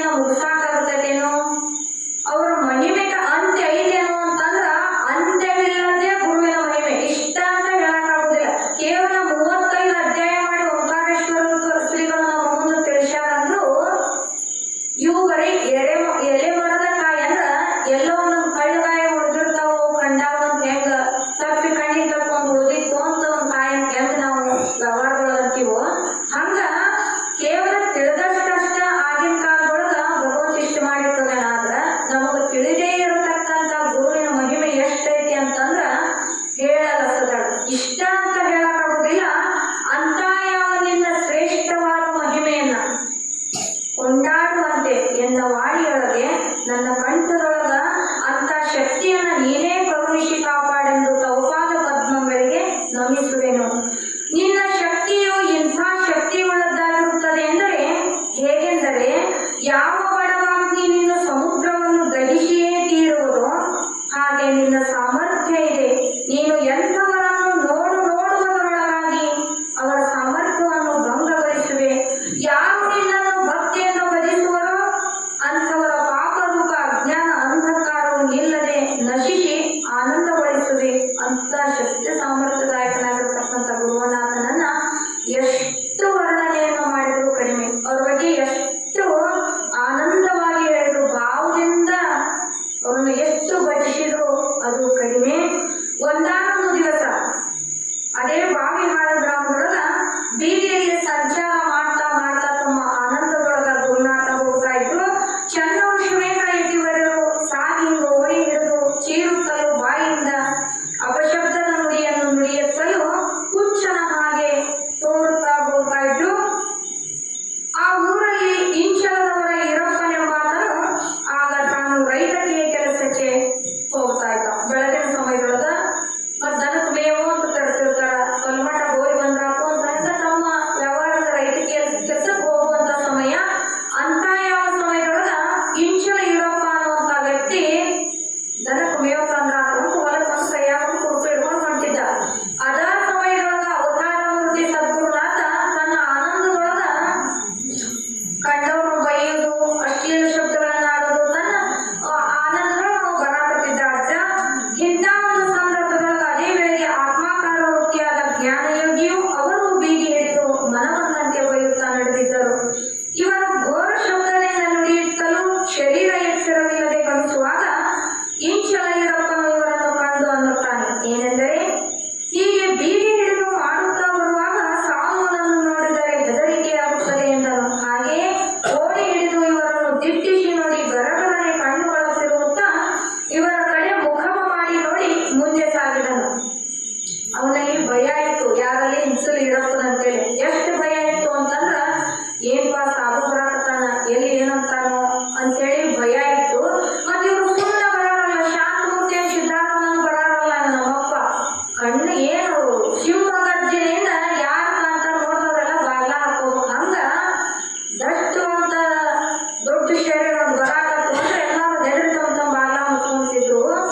ಅದನ್ನ ನೋಡಿದಂತ ಯಾವ ಈರಪ್ಪ ಇವ್ ಯಾಕೆ ಹಿಂಗ ಬೀದಿ ಮುಂದ ಹುಚ್ಚರಂಗ ಹಿಂಗ ಬೇಕು ಅಂತ ಬರ್ತಾನ, ಬುದ್ಧಿ ಐತಿಲ್ಲೋ ಸಾಧುವರೆಗ, ತನ್ನ ಮಾಡಿದ ಸುಮ್ಮನೆ ಹೋಗ್ಲಾಕತಿ ಅಂತೇಳಿ ಬಾಯಿ ಬಿಟ್ಟು ಅಂದ್ರೆ ನಾ ಶಾಪಕ್ಕೂ ಗುರಿ ಆಗ್ತಾನೆ ಅಂತೇಳಿ ಮನಸ್ಸಿನಿಂದ ಕಾಯ ವಾಚ ಮನಸ್ಸ ಹಿಂದಿನ ಅಧ್ಯಾಯಗಳು ನಾವ್ ಹೇಳಿದ್ವಿ. ಹಂಗ ಮನಸ್ಸಿನಿಂದ ನಾವ ಆ ದೃಷ್ಟಿಯನ್ನ ತನ್ನ ಕಣ್ಣೊಳಗ ತೋರಿಸಿದ. ಮನಸ್ಸಿನೊಳಗೆ ಏನಂದ ಅಂತಂದ್ರ ಓಡಿ ಹಿಡಿದು ಹಿಂಗ ಬರಾಕತ್ತಾನ ಅಂತಂದ್ರೆ ಇವನು ನೋಡಿದ್ರೆ ಹೆದರಿಕೆ ಆಗ್ತದೆ, ಎಂತ ಸಾಧು ಕಂಡವ್ರನ್ನೆಲ್ಲ ಬೈತಾನ ಅಂತ ಮನಸ್ಸಿನಾಗ ಹಿಂಗ ಅನ್ಕೊಂಡು ಗಡಗಡನೆ ತನ್ನ ಕಣ್ಣುಗಳನ್ನು ತಿರುಗುತ್ತಾ ಇವರ ಕಡೆ ಮುಖವ ಮಾಡಿ ಮುಂದೆ ಸಾಗಿದನು. ಈ ಒಂದು ಇವನ ಮುಖಚರ್ಯವನ್ನ ಕಂಡಂತ ಭಗವಂತ ಅಂತರ, ಈರಪ್ಪನು ನನ್ನ ಕಡೆಗೆ ಕಣ್ಣು ಕೆಂಪಗೆ ಮಾಡಿ ಅರ್ಧ ನೋಟದಿಂದ ವಕ್ರ ದೃಷ್ಟಿಯಿಂದ ಇವರನ್ನು ಕಂಡನು. ಆಗ ಇಂಚಲ ಈರಪ್ಪನನ್ನು ನನ್ನ ಕಡೆಗೆ ಮುಖವ ಮಾಡಿ ಕಿಡಿಕಿಡಿಯಂತೆ ಕಣ್ಣುಗಳು ತಿರುಗುತ್ತಾ ನಡೆದನೆಂದು ಯತಿವರೇನು ಅದನ್ನು ತಿಳಿದುಕೊಂಡು ಈರಪ್ಪನಿಗೆ ಹೀಗೆ ಅನ್ನುತ್ತಾರೆ, ಅರ್ಧ ನೋಟದಿಂದ ಸಿಟ್ಟಿನಿಂದ ನೋಡುವ ನಿನ್ನ ಎಡದ ಕಣ್ಣು ಭೂಮಿಯ ಮೇಲೆ ರೂಪ ವಸ್ತುಗಳು ಕಾಣುವಂತೆ ಅಡಗಿ ಹೋಗಲಿ ಎಂದು ಶಾಪ ನೀಡಿದರು. ಯೌವನ ಮದದಿಂದ ಇರುವ ಇಂಚಲ ಈರಪ್ಪನಿಗೆ ಜನಗಳು ಅಂತಾರ, ನೀನು ಸದ್ಗುರುನಾಥ ನಿನಗೆ ಶಾಪ ನೀಡಿದ. ಯಾಕ ದಾರಿಯೊಳಗ ಒಬ್ಬ ಇದ್ದಿದ್ದಿಲ್ಲ, ಅನೇಕ ಜನ ಇದ್ರು. ಚಂದ್ರ ಶಿವೇಂದ್ರ ನಿನಗೆ ಶಾಪ ನೀಡ್ಯಾನಂದ್ರ ಅವ್ರು ನುಡಿದಂತ ನಿನಗೆ ಅಗತ್ಯತೆ ಅಂತಂದ್ರು. ಅದು ತಪ್ಪಲಾರದು. ಆಗ ಈರಪ್ಪ ಅಂತಾನ, ಹೇಗೆ ಶಾಪ ತಗಲುವುದು, ಅದೆಂದು ಶಾಪ ಅವ ಅಂದಂತ ನನಗೆ ಶಾಪ ಆಗತ್ತೆ ಅಂತ. ಅಜ್ಞಾನ ಅನ್ನೋದು ನೀವೆಲ್ಲ ಅನ್ನಕತ್ತೀರಿ ಅವ್ನು ಶಾಪ ಕೊಡ್ತಾನೆ ಅದೇ ನನಗೆ ಶಾಪ ಆಗ್ತೈತೆ ಅದ ನೋಡೇ ಬಿಡ್ತಾನೆ ಅಂತೇಳಿ ಕೆಲಸಕ್ಕೂ ಹೋಗ್ಲಿಲ್ಲ. ಮನೆಯೊಳಗೂ ಇತ್ತ ಕಡ್ಡಿ ತರದಿತ್ತ ಇರ್ಲಿಲ್ಲ. ಸುಮ್ಮನ ಮನೆಯೊಳಗ ಕುತ್ಕೊಂಡ ಅದೇ ವಿಚಾರದಲ್ಲಿ ಉಳ್ಕೊಂಡ. ದರ್ಪದಿಂದ ಮಾತಾಡಿದ ಕರೆ ಹೆಂಗಾಕತಿ ಆದ್ರ ಮನುಷ್ಯನೊಳಗ ಅದ ಕೊರಿಯಾಕತ್ತಿತ್ತು. ಯಾವ ಹೊತ್ನ್ಯಾಗ ಏನಾಕತ್ತಿ ಏನು ಅಂತೇಳಿ ನಾ ಏನು ಮಾಡ್ತಾನ ಸುಮ್ಮನೆ ಉಂಡ್ಕೊಂಡ್ರ ಆ ಶಾಪ ನನಗೆ ತಡ್ತತಿ ಅಂತ ಒಂದು ಕಡೆ ಅವ್ರ ಮನಸ್ಸು ಹೇಳ್ತಾ ಇತ್ತು. ಮುಂದೆ ಒಂದಾನೊಂದು ದಿವಸ ತಮ್ಮ ದನಗಳ ಮುಂದೆ ಗೋಧನೆಯೊಳಗ ಬಾಟ್ಲಿ ಒಳಗ ದಂಟು ತೆಗೆಯಲು ಎರಡೂ ಕೈಗಳಿಂದ ಅವಚಿಕೊಳ್ಳುತ್ತಿದ್ದ. ಯಾವಾಗ ದನ ತಿಂದು ಬಿಟ್ಟಂತ ದಂಟು ಅವನು ಎಷ್ಟು ದಿನ ಕುಂದಿರ್ತಾನ ಖಾಲಿ ಕುಂತ್ರ ಶಾಪ ನನಗೇನಾಗ್ತದೆ ಅನ್ನುವಂತ ಭಾವದಿಂದ ಕುಂತ ಒಂದು ದಿನ ಕುಂತ 2 ದಿನ ಕುಂತ ಕೆಲವೊಂದು ದಿವಸ ಗತಿಸಿದ ಮೇಲೆ ಮತ್ತು ಖಾಲಿ ಕುಂತು ಪ್ರಯೋಜನ ಇಲ್ಲ ಸರಿ ಅಂದ್ರೆ ಆ ಗುರು ಮಾತಾಡಿದಂತ ವಾಕ್ಯವನ್ನು ಮರೆತು ಈರಪ್ಪ ಏನ್ ಮಾಡಿದ ಅಂದ್ರ ಹೊರಗು ಹೋಗಿ ಕೆಲಸ ಮಾಡಿದ್ದಿಲ್ಲ. ತನ್ನ ಮನೆಯೊಳಗ ದನ ತಿಂದು ಬಿಟ್ಟಂತ ದಂಟಿನ ತೆಗೆದು ಎತ್ತಿ ಹಾಕಿದಾತಂತೇಳಿ ಬಾಗಿ ಎರಡೂ ಕೈಲೆ ದಂಟಿನ ಹಿಡಿಯನ್ನ ಔಚ್ಕೊಂಡು ಇನ್ನೇನು ಮ್ಯಾಕ್ ಹೇಳ್ಬೇಕು ಅನ್ನೋದಕ್ಕ ಕಾಗಿ ಕುಂಡ್ರಕ್ಕ ಕಣ್ಣು ಮುರಿದಕ್ಕ ಅಂತೀವಿ ನೋಡ ಆಡು ಭಾಷೆ ನಾನುಡಿ. ಕಾಯಿ ಕುಂಡ್ರಕ್ಕ ಕಣ್ಣು ಮುರಿದಕ್ಕ ಸಂವಾದ ಅಂದಾಗ ಗುರು ಕೊಟ್ಟ ಶಾಪಕ್ಕೂ ಇವ ಯಾವಾಗ ಬಗ್ಗಿ ದಂಟು ತೊಳೋದಕ್ಕೂ ಏನಾಯ್ತು ಅಂದ್ರ ಒಂದು ದಂಟು ಸ್ವಲ್ಪ ಅವನ ಎಡಗಣ್ಣಿಗೆ ಬಂದು ಅದು ಸ್ವಲ್ಪ ಬಡಿತು. ಅಷ್ಟಕ್ಕೆ ಕಣ್ಣು ವೇದನೆಯಾಗಿ ದುಃಖವನ್ನ ಹೊಂದಾಕತ್ತ. ಈ ಕಷ್ಟದಿಂದ ನಾನು ಮುಕ್ತನಾಗಬೇಕೆಂದು ಈರಪ್ಪ ಎಲ್ಲಾ ವೈದ್ಯರ ಔಷಧ ಉಪಚಾರಗಳನ್ನ ಮಾಡಿದ. ಮಂತ್ರತಂತ್ರಾದಿಗಳಿಂದಲೂ ಜಪದುಪಾದಿಗಳಿಂದಲೂ ಯಾವ ಉಪಾಯವೂ ಅವನಿಗೆ ನಡೆಯದಾಯಿತು. ಕೊನೆಗೆ ಈರಪ್ಪನ ಎಡದ ಕಣ್ಣು ದುಃಖ ಪಟ್ಟು ಅದು ಕಾಣದಂತೆಯೇ ಆಯಿತು. ಗುರುನಾಥನ ಮನಸ್ಸಿಗೆ ತಾಪವಾಗುವ ನುಡಿಯಾಗಲಿ ನಡಿಯಾಗಲಿ ಕಂಡು ಬಂದರೆ ಅಂಥವರಿಗೆ ಸಿಡಿಲಿನಂತೆ ಗರ್ಜಿಸಿ ನುಡಿದರೆ ಆ ಮಾತು ಪೂರ್ಣವಾಗಿ ಕೂಡಿ ದುಃಖ ಉಳಿಸಿಯೇ ಬೆಂದು ಹೋಗುವಂತೆ ಮಾಡಿರುತ್ತದೆ. ಯಾರು ಇವರಿಗೆ ಹೆದರಿಕೆಯುಳ್ಳವರಾಗಿ ಆದರದಿಂದ ನಡೆದುಕೊಂಡವರಿಗೆ ಸಿರಿ ಸಂಪತ್ತು ಬಂದೊದಗಿ ಸಂತೋಷಿಸುವರು. ಇವರು ಶಾಪವನ್ನು ಮತ್ತು ಅನುಗ್ರಹವನ್ನು ಮಾಡುವ ಸರ್ವ ಸಾಮರ್ಥ್ಯದಾಯಕರಾಗಿರುತ್ತಾರೆ. ಇವರ ದಾಸರಾಗಿ ದುಡಿದವರಿಗೆ ಸ್ವರ್ಗದ ಸುಖವಾಗಿರುವುದೆಂಬಲ್ಲಿಗೆ ತಿಳಮಾತ್ರ ನ ಸಂಶಯ ಅಂತ ಹೇಳ್ತಾರೆ. ನಿನ್ನ ಮನೆಯಾಗ ನೀನು ದಾಸನ ದಾಸಾಗಿ ನೀ ದುಡುಗ್ರಿ ಅಂತಂದ್ರೆ ಅದಕ್ಕ ಫಲ ಇಲ್ಲ. ನಾವು ಮುಂಜಾನಿಂದ ಸಂಜೆ ದುಡಿತೇವ್ರಿ ಅಂದ್ರ ಕಾಯಕ ಮಾಡ ಎಷ್ಟು ಮಾಡ ಬದುಕಾಗ ಎಷ್ಟು ಉಂಟಿಪ ಅಂದ್ರ ಒಂದು ಕಪ್ ಚಾ ಕುಡಿದ್ರೆ 1 ತಾಸು ಜಗತ್ತ. ಊಟ ಏನ್ ಬ್ಯಾಡ್ತೋ ಕೆಲಸ ಬಾಳ ಚಾ ಕುಡಿದ್ ಬಿಡೋದು. ಯಾಕ ಅದು ಹಸು ನಿಂದಿರ್ತತಿ. ಆ ಕುರ್ತೆ ಕಾಟ ಚಾ ಕುಡಿದ್ರ ಮನಸ್ಸು ಹಗ್ರ ಆಕತಿ. ಹಂಗ ನೀವು ಕತ್ತಿಯಾಗ ನೀನು ಮನ್ಯಾಗ ದುಡ್ದಿ ಅಂದ್ರು ಅದಕ್ಕೆ ಫಲ ಸಿಗುದಿಲ್ಲ. ದುಡಿ ಅಂತಾರ ಮನ್ಯಾಗ, ನಿನ್ನ ಬಾಯಿ ಮಾಡು ಅಂತಾರ. ನೀನು ಎಲ್ಲಾರು ಸಾಕು ಜವಾಬ್ದಾರಿ ಐತಿ ಕಷ್ಟಪಟ್ಟು ದುಡಿ ಅಂತಾರ. ಆದ್ರ ಗುರುನಾಥನಲ್ಲಿ ಯಾರು ಇವರ ದಾಸರಾಗಿ ದುಡಿಯುತ್ತಾರೆ ಅವರಿಗೆ ಸ್ವರ್ಗ ಸುಖವಾಗಿರುವುದೆಂಬಲ್ಲಿಗೆ ತಿಳಮಾತ್ರ ನ ಸಂಶಯ ಅಂದ್ರ ಇದ್ರಾಗ ಸಂಶಯನೇ ಇಲ್ಲ. ಗುರುನಾಥನಲ್ಲಿ ನಾವು ಅಷ್ಟು ಶರೀರನ ನಿಂದು ಅಂತ ತಿಳಿದು ಅವರಲ್ಲಿ ಸೇವೆನ ಯಾರು ದುಡಿತೀವಿ ದುಡಿಯಾಗ ಒಂದೆರಡು ಸಮಯ ಕೂಡ ಮತ್ತು ವರ್ಷ ಪೂರ್ತಿ ಇಲ್ಲೇ ಮಟ್ಟಾಗ ದುಡಿರಿ ಅಂತ ಹೇಳೋದಿಲ್ಲ ಶಾಸ್ತ್ರ. 9 ದಿನ ಜಾತ್ರೆ ಇಟ್ಟಿರ್ತಾರೆ ಶಿವರಾತ್ರಿ. ಅವಾಗ ಬಂದು ದುಡಿಬೇಕು. ಏನ್ ದುಡಿಬೇಕು? ಕಸರತ್ತಿನ ಕೆಲಸ ಅಂತ ಇರ್ತಾವ. ಉಂಡಿನ ಪಾತ್ರೆ ತೊಳೆದಾಗ್ಲಿ, ಕಟ್ಟಿಗೆ ಹೊಡೆಯೋದಾಗ್ಲಿ, ಪರಿಸಿ ಒರೆಸೋದಾಗ್ಲಿ, ಇವ ಶರೀರದಿಂದ ಮಾಡೋ ಕೆಲಸ ಅಂದ್ರೆ ಇವ. ಮತ್ತೇನ್ ನಿಮ್ಗ ಗುಡ್ಡಾನ ಕಿತ್ತು ತಂದು ಇಲ್ಲಿಡ್ರಂಗಿಲ್ಲ, ಇಲ್ಲಿನ ಕಿತ್ತೋಗಿ ಅಲ್ಲಿಡ್ರಂಗಿಲ್ಲ. ಅಂತ ಒಂದು ಸುಸಂದರ್ಭ ಒಳ್ಳೆ ಸಂದರ್ಭದೊಳಗ ಭಗವಂತನಲ್ಲಿ ನಾವು ಶ್ರದ್ಧಾ ಭಕ್ತಿಯಿಂದ ದುಡಿದ್ವಿ ಅಂತಂದ್ರ ಸುಖ ಆಗ್ತತಿ ಅಂತ ಹೇಳ್ತಾರೆ. ಮತ್ತು ವರ್ಷಗಟ್ಟಲೆ ಬಂದು ಈ ಕಟ್ಟಿಗೆ ಹೊಡಿಯಂದ್ರ ಯಾರು ಹೊಡಿತಾರ? ಮತ್ತು ವರ್ಷಗಟ್ಟಲೆ ಜಾತ್ರೆ ಮಾಡ್ಕೊಂತ ಕುಂಡ್ರಕತಿ ಇಲ್ಲ. 9 ದಿನ ಏನು ನೀವು ದುಡಿತೀರಲ್ಲ ಅಷ್ಟೇ ಕಷ್ಟ ಅವರು ದಾಸರಾಗಿ ದುಡಿದ. 9 ದಿನ ನೀವು ದಾಸರಾಗಿ ದುಡಿದ್ರಿ ಅಂದ್ರ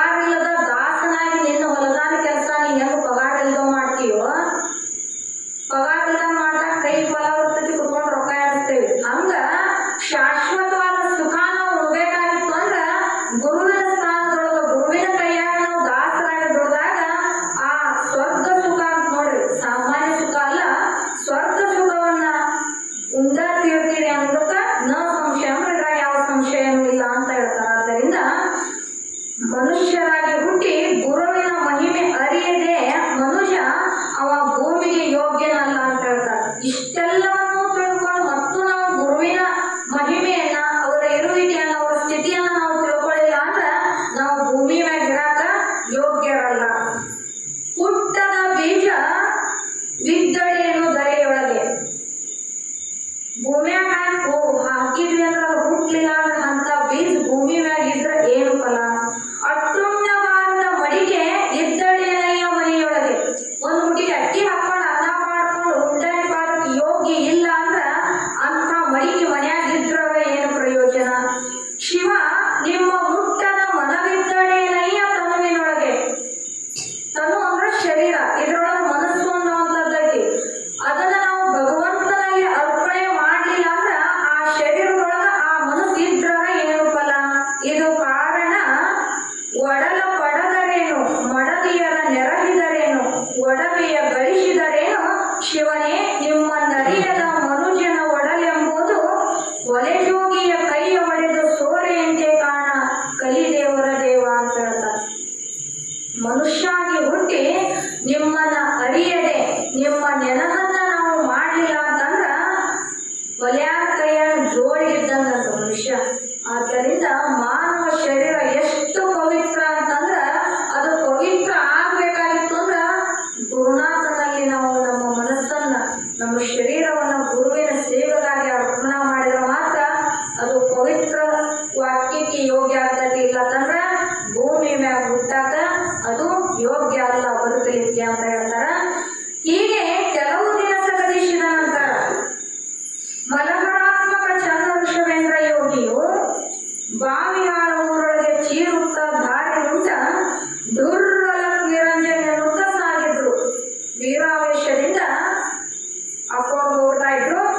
ಕಾಲವಡನ ಪುತ್ರನು ಯಾವ ಜಡವಸ್ತುಗಳನ್ನು ಲೀಲೆಯಿಂದ ಮುಟ್ಟಲಾಗಲು ಕೋಲ್ಮಿಂಚಿನಂತೆ ಪರಿಶುದ್ಧವಾಗುತ್ತವೆ. ಒಲುವಿನಿಂದಲೇ ಸುಲಭವಾಗಿ ನುಡಿಯಲು ಇಳೆಯೊಳಗೆ ಕಲ್ಲು ಕಟ್ಟಿಗೆ ಮೊದಲಾದ ವಸ್ತುಗಳು ಗಳಿಲನೆ ಪರಿಶುದ್ಧವಾಗುತ್ತವೆ ಅಂತ ಹೇಳ್ತಾರೆ. ಭಗವಂತನ ಕೈಯೊಳಗ ಅಂತ ಶಕ್ತಿ ಸಾಮರ್ಥ್ಯ ಇರ್ತೈತಿ. ಭಗವಂತ ಏನು ಮುಟ್ತಾನಲ್ಲ, ಅವ್ರು ಯಾವ ನೆಲದ ಮೇಲೆ ತಮ್ಮ ಪಾದವನ್ನ ಇಡ್ತಾರಲ್ಲ ಅದು ಎಲ್ಲ ಪಾವನ ಆಗ್ತದ ಅಂತ ಹೇಳ್ತಾರೆ. ಶರಣರು ಮೆಟ್ಟಿದ ಧರೆ ಪಾವನ, ಶರಣರು ಇದ್ದ ಪುರ ಕೈಲಾಸ, ಶರಣರು ನಿಂದುದೇ ನಿಜ ನಿವಾಸ, ಶರಣರಿದ್ದ ಕ್ಷೇತ್ರ ಅವಿಮುಕ್ತ ಕ್ಷೇತ್ರ ಅಂತ ಹೇಳ್ತಾರೆ. ಇಂಥ ಭಗವಂತ ಇರುವ ಕ್ಷೇತ್ರ ಇದು ಶಂಕರನ ಕೈಲಾಸ ಅಂತ ಯಾರು ತಿಳಿದುಕೊಂಡವರಿಗೆ, ನಂಬಿಕೆ ಇದ್ದವರಿಗೆ ಮಾತ್ರ ಇದು ಕೈಲಾಸಪುರ ಆಗ್ತದೆ.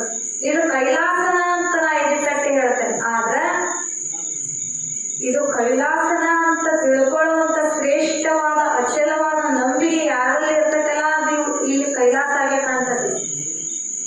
ಮತ್ತೆ ಇದನ್ನು ಕೈಲಾಸ ಕಟ್ಟಿ ಪರಮಾತ್ಮ ಎಲ್ಲದಾನ ಅನ್ನುವಂತ ಅಸಡ್ಡ ಭಾವನೆ ಇದ್ದವ್ರಿಗೆ ಅವ್ರು ಮತ್ತೆ ಕೈಲಾಸ ಹುಡುಕೊಂತ ಹೋಗೋದಕ್ಕತಿ. ಅವ್ರಿಗೆ ಮುಂದೆ ಕಾಣೋ ಕೈಲಾಸ ಬೇರೆ ಇರ್ತದೆ. ಯಾರು ಗುರುವಿನಲ್ಲಿ ನಂಬಿಕೆ ಇಟ್ಟಿರ್ತಾರಲ್ಲ ಅವ್ರು ಇದ್ದಂತ ಅವ್ರು ನಿಂತಿದ್ದ ಅವ್ರು ಇದ್ದ ಪುರಾಣ ಕೈಲಾಸ ಮತ್ತೆ ಅದಾರಿಲ್ಲೋ. ಜಗತ್ತಿಗೆ ಬೆಳಕನ್ನ ಕೊಡುವಂತ ಭಗವಂತ ಇಲ್ಲಿ ಅದಾರಂದ್ರೆ ಇದ ಕೈಲಾಸ. ಅದು ನಂಬಿಕೆ ಇದ್ದವರಿಗೆ ಮಾತ್ರ ಅಂತ ಹೇಳ್ತಾರ. ಹಾಗೆ ತನ್ನ ಆನಂದಮಯದೊಳಗ ಚಂದ್ರಶ್ರೇಷ್ಠ ಯೋಗಿಗಳು ಊರ ಅರಸಿಗೆ ಬರುವರಾದರೂ ಅಲ್ಲಿ ವೀರಭದ್ರ ದೇವರ ಗುಡಿ ಒಂದು ಇರುತ್ತದೆ. ಅಲ್ಲಿಗೆ ಬಂದು ದೇಗುಲದ ಮುಂದೆ ದುರ್ಬಲ ನಿರಂಜನೆಯನ್ನುತ್ತ ಗುಡಿಯ ಬಾಗಿಲಲ್ಲಿ ನಿಂತುಕೊಂಡರು. ಅಲ್ಲಿ ವೀರಭದ್ರನೇ ಬಾಗಿಲ ತರಿಯೋ ಎಂದೆನ್ನುತ್ತಾ ಆ ದೇವರನ್ನು ಬೈಯುವರಾದರು. ಹಾಗೆ ಚೀರುತ್ತಾ ನಿನ್ನ ಮುಖವ ನೋಡಬೇಕೆಂದರೆ ಬಾಗಿಲ ಹಾಕಿ ಕೀಲಿಂದ ಬಿಗಿಯಾಗಿದೆ ಮತ್ತು ಗೋಡೆಯ ಪರದೆಯು ಮರೆಯಾಗಿದೆ ಎಂದು ಘೋರನಾದದಿಂದ ನುಡಿದರು. ನೀನು ಶೂರನಾದರೆ ಬಾಗಿಲು ತೆಗೆಯಲೇ ಎಂದು ದೇವರನ್ನು ಬೈಯುವರಾದರು.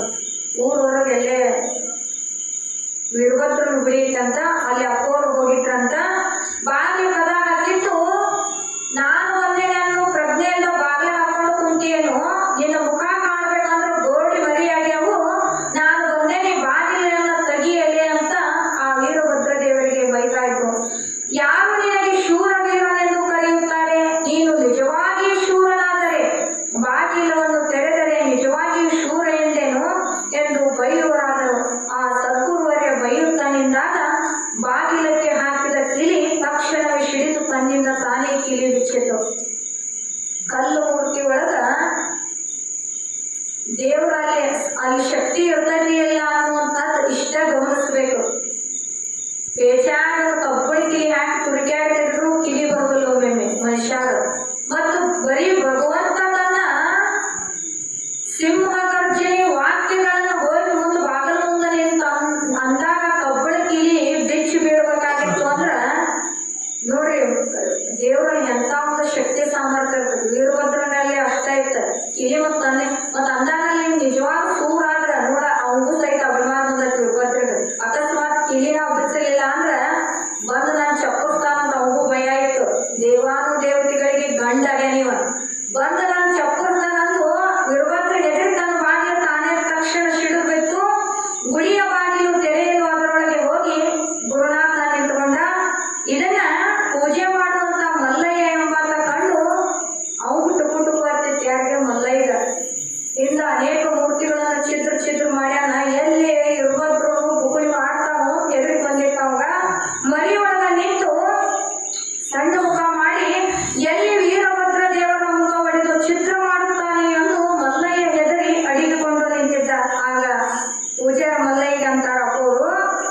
ಬಂದ ಭಕ್ತರಿಗೆ ಬೇಡಿದ ಇಷ್ಟಾರ್ಥ ಕೊಡುವ ಸಾಮರ್ಥ್ಯವು ಅದು ಅಳಿಯುತ್ತಾ ಹೋಗ ಬಂದಿರುತ್ತದೆ. ಆದ್ದರಿಂದ ವೀರಭದ್ರನಿಗೆ ಪ್ರಾಣ ಪ್ರತಿಷ್ಠೆ ಮಾಡುವೆನು, ನೀನು ನೀರು ತೆಗೆದುಕೊಂಡು ಬಾ ಎಂದು ಮಲ್ಲಯ್ಯನಿಗೆ ತಿಳಿಸಿದರು. ಪೂಜೆಗೆ ಮಲ್ಲಯ್ಯ ಹೆದರುತ್ತಾ ನೀರನ್ನ ತಂದುಕೊಟ್ಟ. ಆವಾಗ ಅವತಾರ ಮೂರ್ತಿ ವೀರಭದ್ರ ಶಿಲಾಮೂರ್ತಿಯ ಮೇಲೆ ತಮ್ಮ ಪಾದವನ್ನ ಇಟ್ಟರು. ನೋಡ್ರಿ, ಬರೀ ಬಸವಣ್ಣನ ಮ್ಯಾಗ ಕುಂತಿದ್ದಕ್ಕ ಅವರ ಇರುವಿಕೆಯನ್ನ ತಿಳಿದಂತ ಬಾವು ಅವರನ್ನ ಹೊಡೆದು ಶಾಪಕ್ಕೆ ಗುರಿಯಾದ. ಇಲ್ಲಿ ತನ್ನಿಂದ ಬಾಗಿಲಿಗೆ ಬಿಚ್ಚೈತೆ ಅನ್ನುವಂತ ಪವರ್ ಇದ್ದಂತ ವೀರಭದ್ರನ ತಲೆ ಮ್ಯಾಗ ತಮ್ಮ ಪಾದವನ್ನ ಇಟ್ಟಂತಾರ. ಎಲ್ಲೋ ಮಲ್ಲಯ್ಯ, ನೀನು ತಂದಿರುವ ನೀರನ್ನು ಎನ್ನ ಪಾದಕ್ಕೂ ದೇವರಿಗೂ ಕೂಡಿಯೇ ನೀರು ಎರಿ ಎಂದರು. ಆ ಪ್ರಕಾರವಾಗಿ ಮಲ್ಲಯ್ಯನು ಗಂಗೋದಕವನ್ನು ಹೇಳಿದ ರೀತಿಯಂತೆ ಮಾಡಿದನು. ಆವಾಗ ಎನ್ನುತ್ತಾರೆ, ಯಾರಿಗೂ ನೀಗದ ಬಾಧೆಯು ಇಲ್ಲಿಗೆ ಬಂದು ವೀರಭದ್ರನಿಗೆ ನಡೆದುಕೊಂಡರೆ ಬಂದ ಕಂಟಕ ಪರಿಹಾರವೆಂದು ಹೇಳಿದರು. ಆಗ ಎನ್ನುತ್ತಾರೆ, ನಿನಗೆ ತೀವ್ರ ಪುಣ್ಯವನ್ನು ಭರಿಸಿರುತ್ತೇನೆ, ಬೇಡುವ ಭಕ್ತರಿಗೆ ನೀಡುವುದಾಗಬೇಕು ಎಂದರು. ಯಾರ ಒಂದು ನಿನ್ನಂತೆಯಲ್ಲಿ ದುಃಖ ಅಂತ ಬಂದು ಕೇಳಿಕೊಂಡ್ರು ಅಂದ್ರ ತಕ್ಷಣ ಅವರ ಮನದ ಬಯಕೆಯನ್ನ ಈಡೇರಿಸುವಂತ ಶಕ್ತಿಯನ್ನ ನಿನಗೆ ಕೊಟ್ಟೇನಿ, ಅಂತ ಪುಣ್ಯವನ್ನು ನಿನ್ನ ಮೇಲೆ ಹೊರಸೇನಿ, ಬೇಡುವ ಭಕ್ತರಿಗೆ ಅದನ್ನ ನೀನು ಕೊಡಬೇಕು ಅಂತ ವೀರಭದ್ರನಿಗೆ ಆಶೀರ್ವಾದವನ್ನು ಮಾಡಿದ್ರು. ಮುಂದೆ ತಪೋಮೂರ್ತಿ ಚಂದ್ರಶೇಖರ ಯೋಗಿಯು ಜಂಗಲವನ್ನು ಮಂಗಲಮಯ ಮಾಡಿದರು. ನಿಸಂಗ ನಿರಾಳ ಜಂಗಮನು ವಂಚಕ ವಕ್ರರಿಗೆ ತನ್ನ ನೋಟ ಮಾತ್ರದಿಂದ ಅವರ ಪರಾಕ್ರಮವನ್ನು ಭಂಗಗೊಳಿಸುವನು. ಬರೀ ನೋಟದಿಂದ ನೋಡಿದ್ರ ಅವರು ಶಿಟ್ಟಿನಿಂದ ನೋಡಿದ್ರ ಸುಟ್ಟು ಬೂದಿ ಆಗ್ತಿದ್ರಂತ, ಕೃಪಾ ದೃಷ್ಟಿಯಿಂದ ನೋಡಿದ್ರೆ ಅವರು ಪಾವನರಾಗ್ತಿದ್ರಂತ. ಎರಡೂ ದೃಷ್ಟಿ ಭಗವಂತನಲ್ಲೇ ಇತ್ತು, ಸದ್ಗುರುನಾಥನಲ್ಲಿ.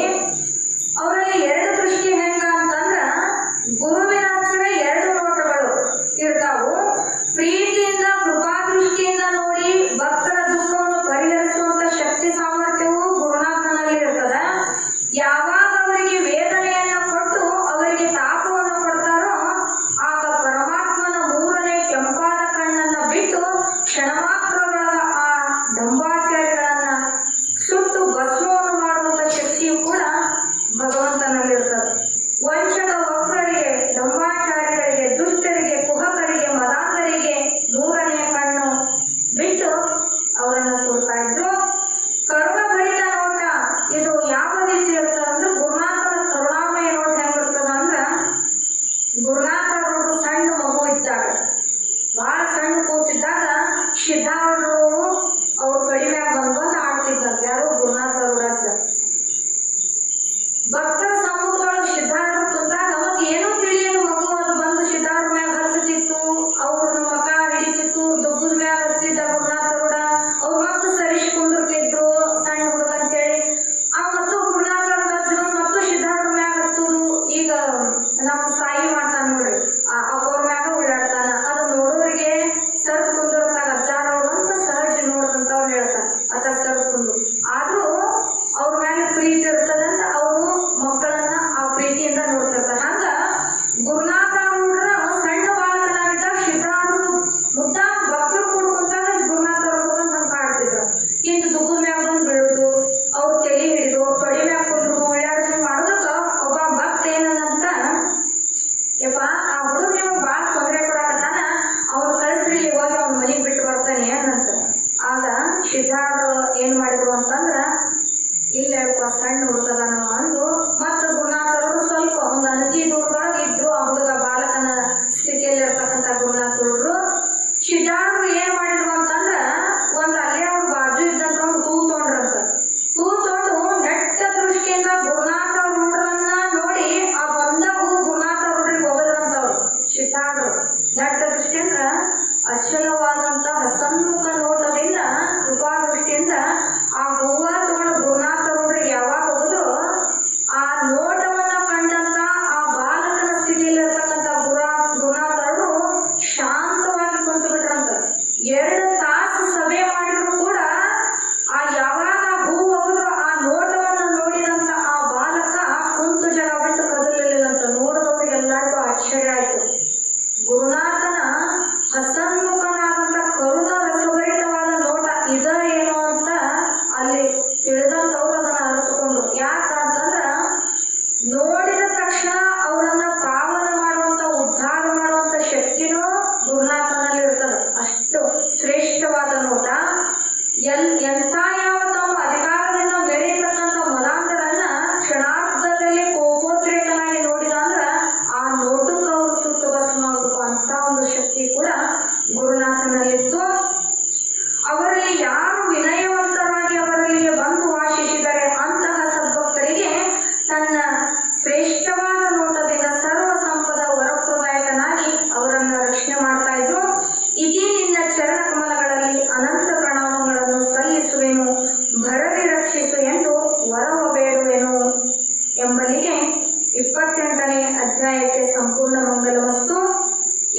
29ನೇ ಅಧ್ಯಾಯವನ್ನು ಸಣ್ಣದಕ್ಕೆ ಅದೊಂದು ಪಾರಾಯಣ ಮಾಡುವಂತ.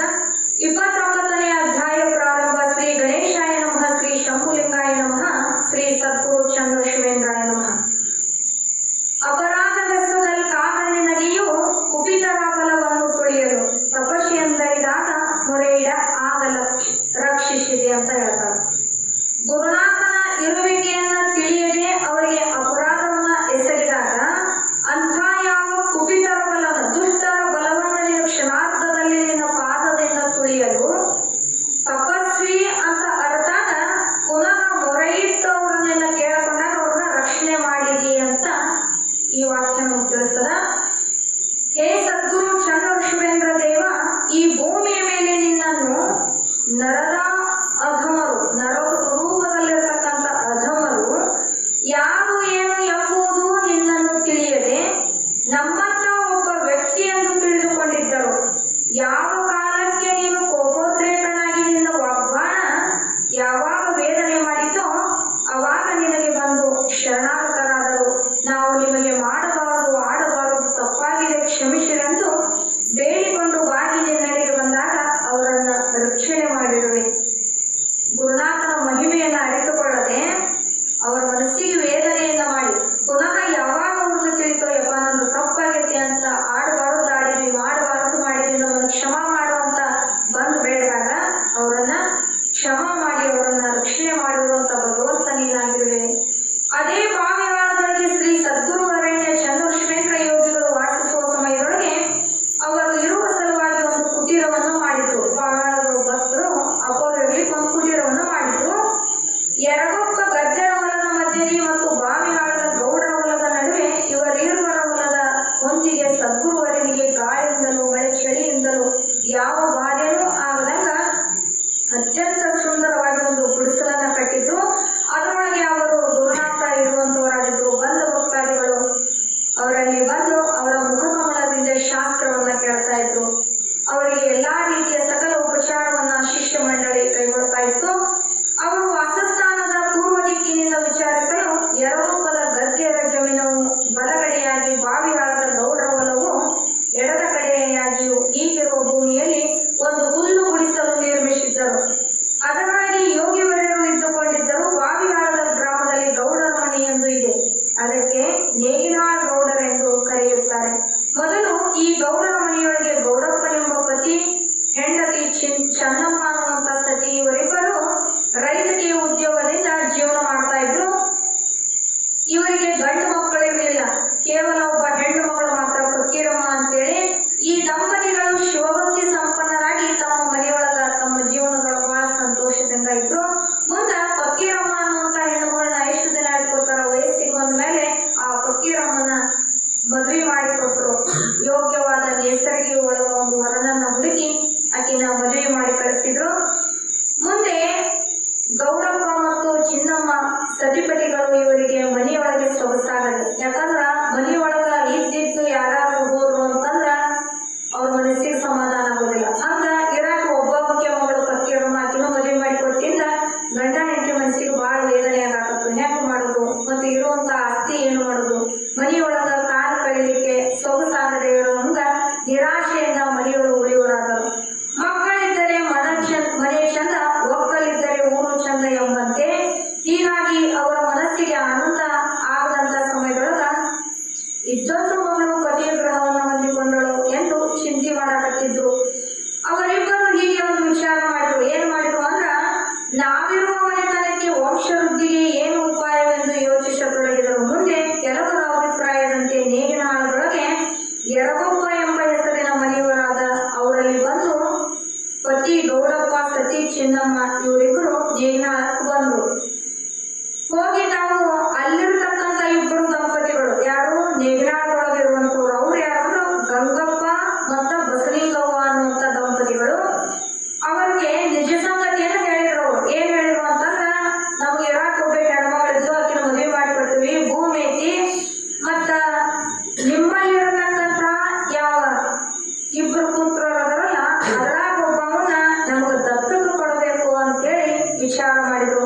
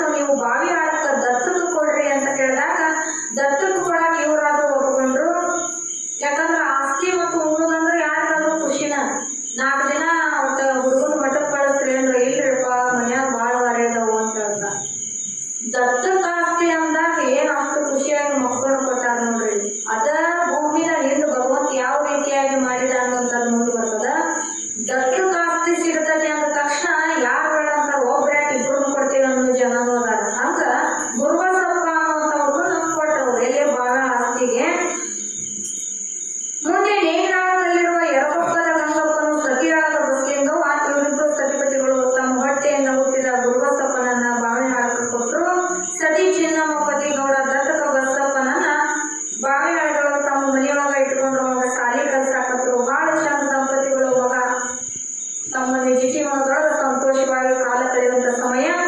ಆ ಹುಡುಗನು ಶಾಲೆಯ ಅಭ್ಯಾಸವನ್ನು ಮಾಡುವಾಗ ಮುಂದೆ ಚಿನ್ನಮ್ಮ ಗೌಡಪ್ಪ ಇಬ್ಬರು ರೈತಿಗೆ ಇರುವುದಾಗಿತ್ತು.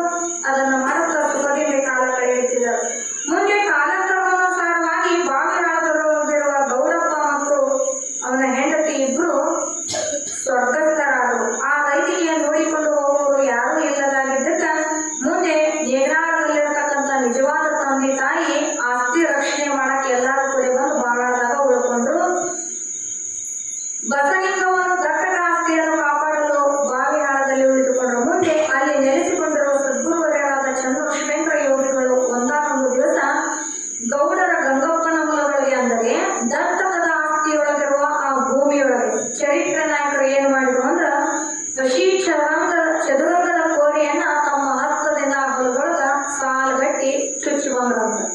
ಹೀಗೆ ಮಾಡಿ ತಮ್ಮ ಗುಡಿಸಲೊಳಗೆ ಬಂದು ಕುಳಿತುಕೊಂಡರು. ಮರುದಿವಸ ಗೌಡರ ಗಂಗಪ್ಪನು ನಿನ್ನೆಲ್ಲದ ಹಸಿ ಚದುರಂಗ ಬೆಳಕು ಹರಿಕೊಡ್ದ ನಮ್ಮ ಹೊಲದಾಗ ಯಾರು ನೆಟ್ಟು ಹೋಗ್ಯಾರ ಅಂತೇಳಿ ಬಂದಾನ ಜೋರಾಗಿ ಆ ಹಸಿ ಚದುರಂಗವನ್ನ ಕಿತ್ತು ಮಕ್ಕವ ಹೊಲದಿಂದ ಚೆಲ್ಲಿದ. ಕಿತ್ತಿರುವ ಚದುರಂಗ ಕೋರೆಯಲ್ಲಿ ಮರುದಿವಸ ಸದ್ಗುರುವರೆಯರು ಅಲ್ಲಿಯ ಭೂಮಿಯೊಳಗೆ ಮತ್ತು ಪುನಃ ಆ ಚದುರಂಗ ಕೋರೆಯನ್ನು ಮತ್ತೆ ಹಚ್ಚಿದ. ಕಟುವಾಗಿ ಜಗಳಗಂಟ ಅಜ್ಜ ಕಿತ್ತು ಹೋಗಿದ್ದಾವ. ಯಾರು ಆ ಹೊಲದ ಮಾಲೀಕ ಕಿತ್ತಿದ್ದ. ಕರೆ ಆವಾಗ ಬಾಡಿಗೆ ತಗೊಂಡು ದತ್ತಕ್ಕಂದ್ರ ಅವ್ರ ಅಪ್ಪಂದಲ್ಲ. ಅದನ್ನು ತಿಳಿದಂತ ಈ ಮರ್ಮಯೋಗಿ, ಅದರ ವಿಷಯವನ್ನು ತಿಳಿದಂತ ಗುರುನಾಥ ಏನು ತಂದರಲ್ಲ ಇವ್ರ ಭಾವದೊಳಗ ಇನ್ನು ಅವನ ಸುಮ್ಮನೆ ಇರ್ತಿದ್ರು ಬಿಡ್ತಿದ್ರು. ದತ್ತಕಾಸ್ತಿಗೆ ಎಲ್ಲಿ ಅವ್ರ ಬಂದು ಎಲ್ಲಿ ಆಸ್ತಿ ತಿನ್ನಾಕತ್ತಾನ, ಮತ್ತ ಅವರ ಯಾರು ಇಲ್ಲ, ಇದ್ದೊಬ್ಬಗಳು ಹೋಗ್ಯಾಳ, ಮತ್ ಇವ್ರಿಗೆ ಯಾಕೆ ಅನ್ನುವಂತ ಉದ್ದೇಶದಿಂದ ಸದ್ಗುರುನಾಥ ಏನ್ ಮಾಡಿದ್ರು, ಅಲ್ಲಿ ಪರೀಕ್ಷೆ ಉದ್ದಾರ್ಥವಾಗಿ ಹಸಿಚರಂಗ ಕಿತ್ತೋದ. ಇವ ಮತ್ತು ಯಾವ ಭಯ ಇಲ್ಲದ ಹೋಗಿ ಮತ್ತು ನೆಟ್ಟ ಬಂದವನು ಬಂದು ಇವನು ಗುಡಿಸಲ್ದಾಗ ಕುಂತ ಅಜ್ಜ ಪುನಃ ದಿನಾಲು ಚದುರಂಗ ಅಲ್ಲಿ ಹುಡುಕ್ತಾನೆ. ಅವ ಕಿತ್ಕೊಂತ ಹೋಗಾವ, ಮತ್ತು ಮುಂಜಾನೆ ಹಚ್ಕೊಂತ ಹೋಗಾವ. ಹೀಗೆ ಅವ ಕೀಳುವಂತ ಸಮಯದೊಳಗೆ ಅವ ವಿಚಾರ ಮಾಡ್ತಾನೆ. ಹೀಗೆ ದಿನವೂ ಪ್ರತಿದಿನ ಯಾರು ಬಂದು ನನ್ನ ಹೊಲದಾಗ ಚದುರಂಗ ಹಚ್ಚಾಕತ್ತಾರ, ಇವತ್ತು ರಾತ್ರಿ ಮನೆಗೆ ಹೋಗದಂಗ ಕುಂತು ಕಾಯಬೇಕ ಅಂತೇಳಿ ಗಂಗಪ್ಪ ರಾತ್ರಿ ಎಲ್ಲ ಕುಂತು ಕಾಯಕತ್ತಂತ. ಅವ್ನು ಕಿತ್ತು ತೆಗೆದು ಕುಂತು ಕಾಯಕ. ಪುನಃ ಅವರಲ್ಲಿ ಗುಡಿಸಲೊಳಗೆ ಸದ್ಗುರುನಾಥ ಮೊದಲನೇ ದಿನ ಹೊಡೆದ ಆಗ್ಲೇ ಹೋಗಿ ಹಚ್ಚಿ ಒಂದು ಇವರು ಗುಡಿಸಲ್ದಾಗ ಕುಂತ್ರು. ಗಂಗಪ್ಪನು ಬಂದು ಬರೋದಿಕ್ಕೆ ನೆಟ್ಟಿರುವ ಚದುರಂಗ ಕೀಳಾಕತ್ತ. ಅವ್ ಮತ್ ಬಂದವನ ಹಚ್ಚಿ ಚದುರಂಗ ಕೀಳಾಕತ್ತ. ಅದನ್ನು ಗಂಗಪ್ಪನು ಶಿಟ್ಟಿನಿಂದಲೇ ಬಂದು ಕೀಳುವನಾದನು. ಅದನ್ನು ಸದ್ಗುರುನಾಥನು ಗುಡಿಸಲೊಳಗಿಂದ ಕುಳಿತುಕೊಂಡು ನೋಡುವರಾಗ್ತಾರ. ಗಂಗಪ್ಪನಿಗೆ ಅಂತಾರ, ಏನೋ ತೊಟ್ಟಿನ ಮಗನೇ ಅದನ್ನೇಕೆ ಕೇಳುತ್ತಿ? ನೋಡ್ರಿ, ತಮ್ಮ ಹೊಲದಾಗ ಹಚ್ಚಿದ್ರಿ ಶಬ್ದ ಮನುಷ್ಯರಿಗೆ ಬಂದಿತ್ತನ ಸಹಜವಾಗಿ.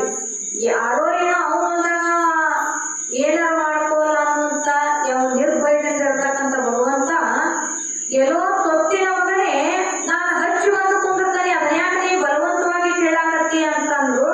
ಆಗ ಗಂಗಪ್ಪನು ಅಂತಾನ, ಏ ಹುಚ್ಚು ಸಾಧು, ನಮ್ಮ ಹೊಲದಲ್ಲಿ ನೀ ಯಾಕೆ ಹಿಂಗ ಮಾಡಾಕತ್ತಿ?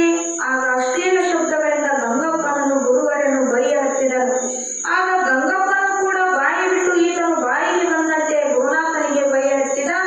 ಆಗ ತಿರುಗಿ ಗುರುನಾಥ ಅಂತಾರ, ನಾನು ಹಚ್ಚಿದ ಗಿಡವನ್ನ ಹೆಂಗನೆ ಕಿತ್ತು ಒಗಿದೆಯಲ್ಲ, ಅದೇ ರೀತಿಯಾಗಿ ನಿನ್ನ ಬೇರೆಯು ಕೀಳಲೆಂದು ಶಾಪ ನೀಡಿದರು. ಮುಂದೆ ಮನೆಯಲ್ಲಿರುವ ಶಾಲೆಯ ಬಾಲಕನಾದ ಗುರುಬಸಪ್ಪನು 4-5 ದಿವಸದಲ್ಲಿ ಜ್ವರ ಬಂದು 1-2 ತಿಂಗಳಲ್ಲಿ ದತ್ತಕ ಪುತ್ರನು ಅಸುನೀಗಿದನು. ಆಗ ಗಂಗಪ್ಪನಿಗೆ ಸಿಡಿಲು ಬಡದಂತಾಗಿ ದುಃಖಿಸುತ್ತಿದ್ದರು.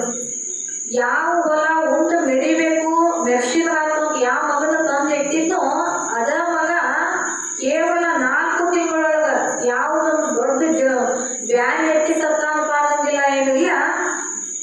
4 ದಿವಸದೊಳಗ ಸ್ವಲ್ಪ ಜ್ವರ ಬಂದ ಬಂದಾನೇವ ಆ ದತ್ತಕ ಆಸ್ತಿಗೆ ಯಜಮಾನ ಆಗಕ್ಕೆ ಬಂದಂತ ಯಾವ ಗುರುಬಸಪ್ಪ ಕ್ಷಣಾರ್ಧದಲ್ಲಿ ಸತ್ತು ಹೋದ. ಸಿಡಿಲು ಬಡದಂತಾದ ಗಂಗಪ್ಪ ದುಃಖಿಸ ಹತ್ತಿದನು, ಶೋಕಾಗ್ನಿಯಲ್ಲಿ ತೊಳಲುವನಾದನು. ಗುರುವಿನ ಶಕ್ತಿಯನ್ನು ಅರಿತುಕೊಳ್ಳದೆ ಈ ಪ್ರಕಾರ ದುಃಖಕ್ಕೆ ಒಳಗಾದ.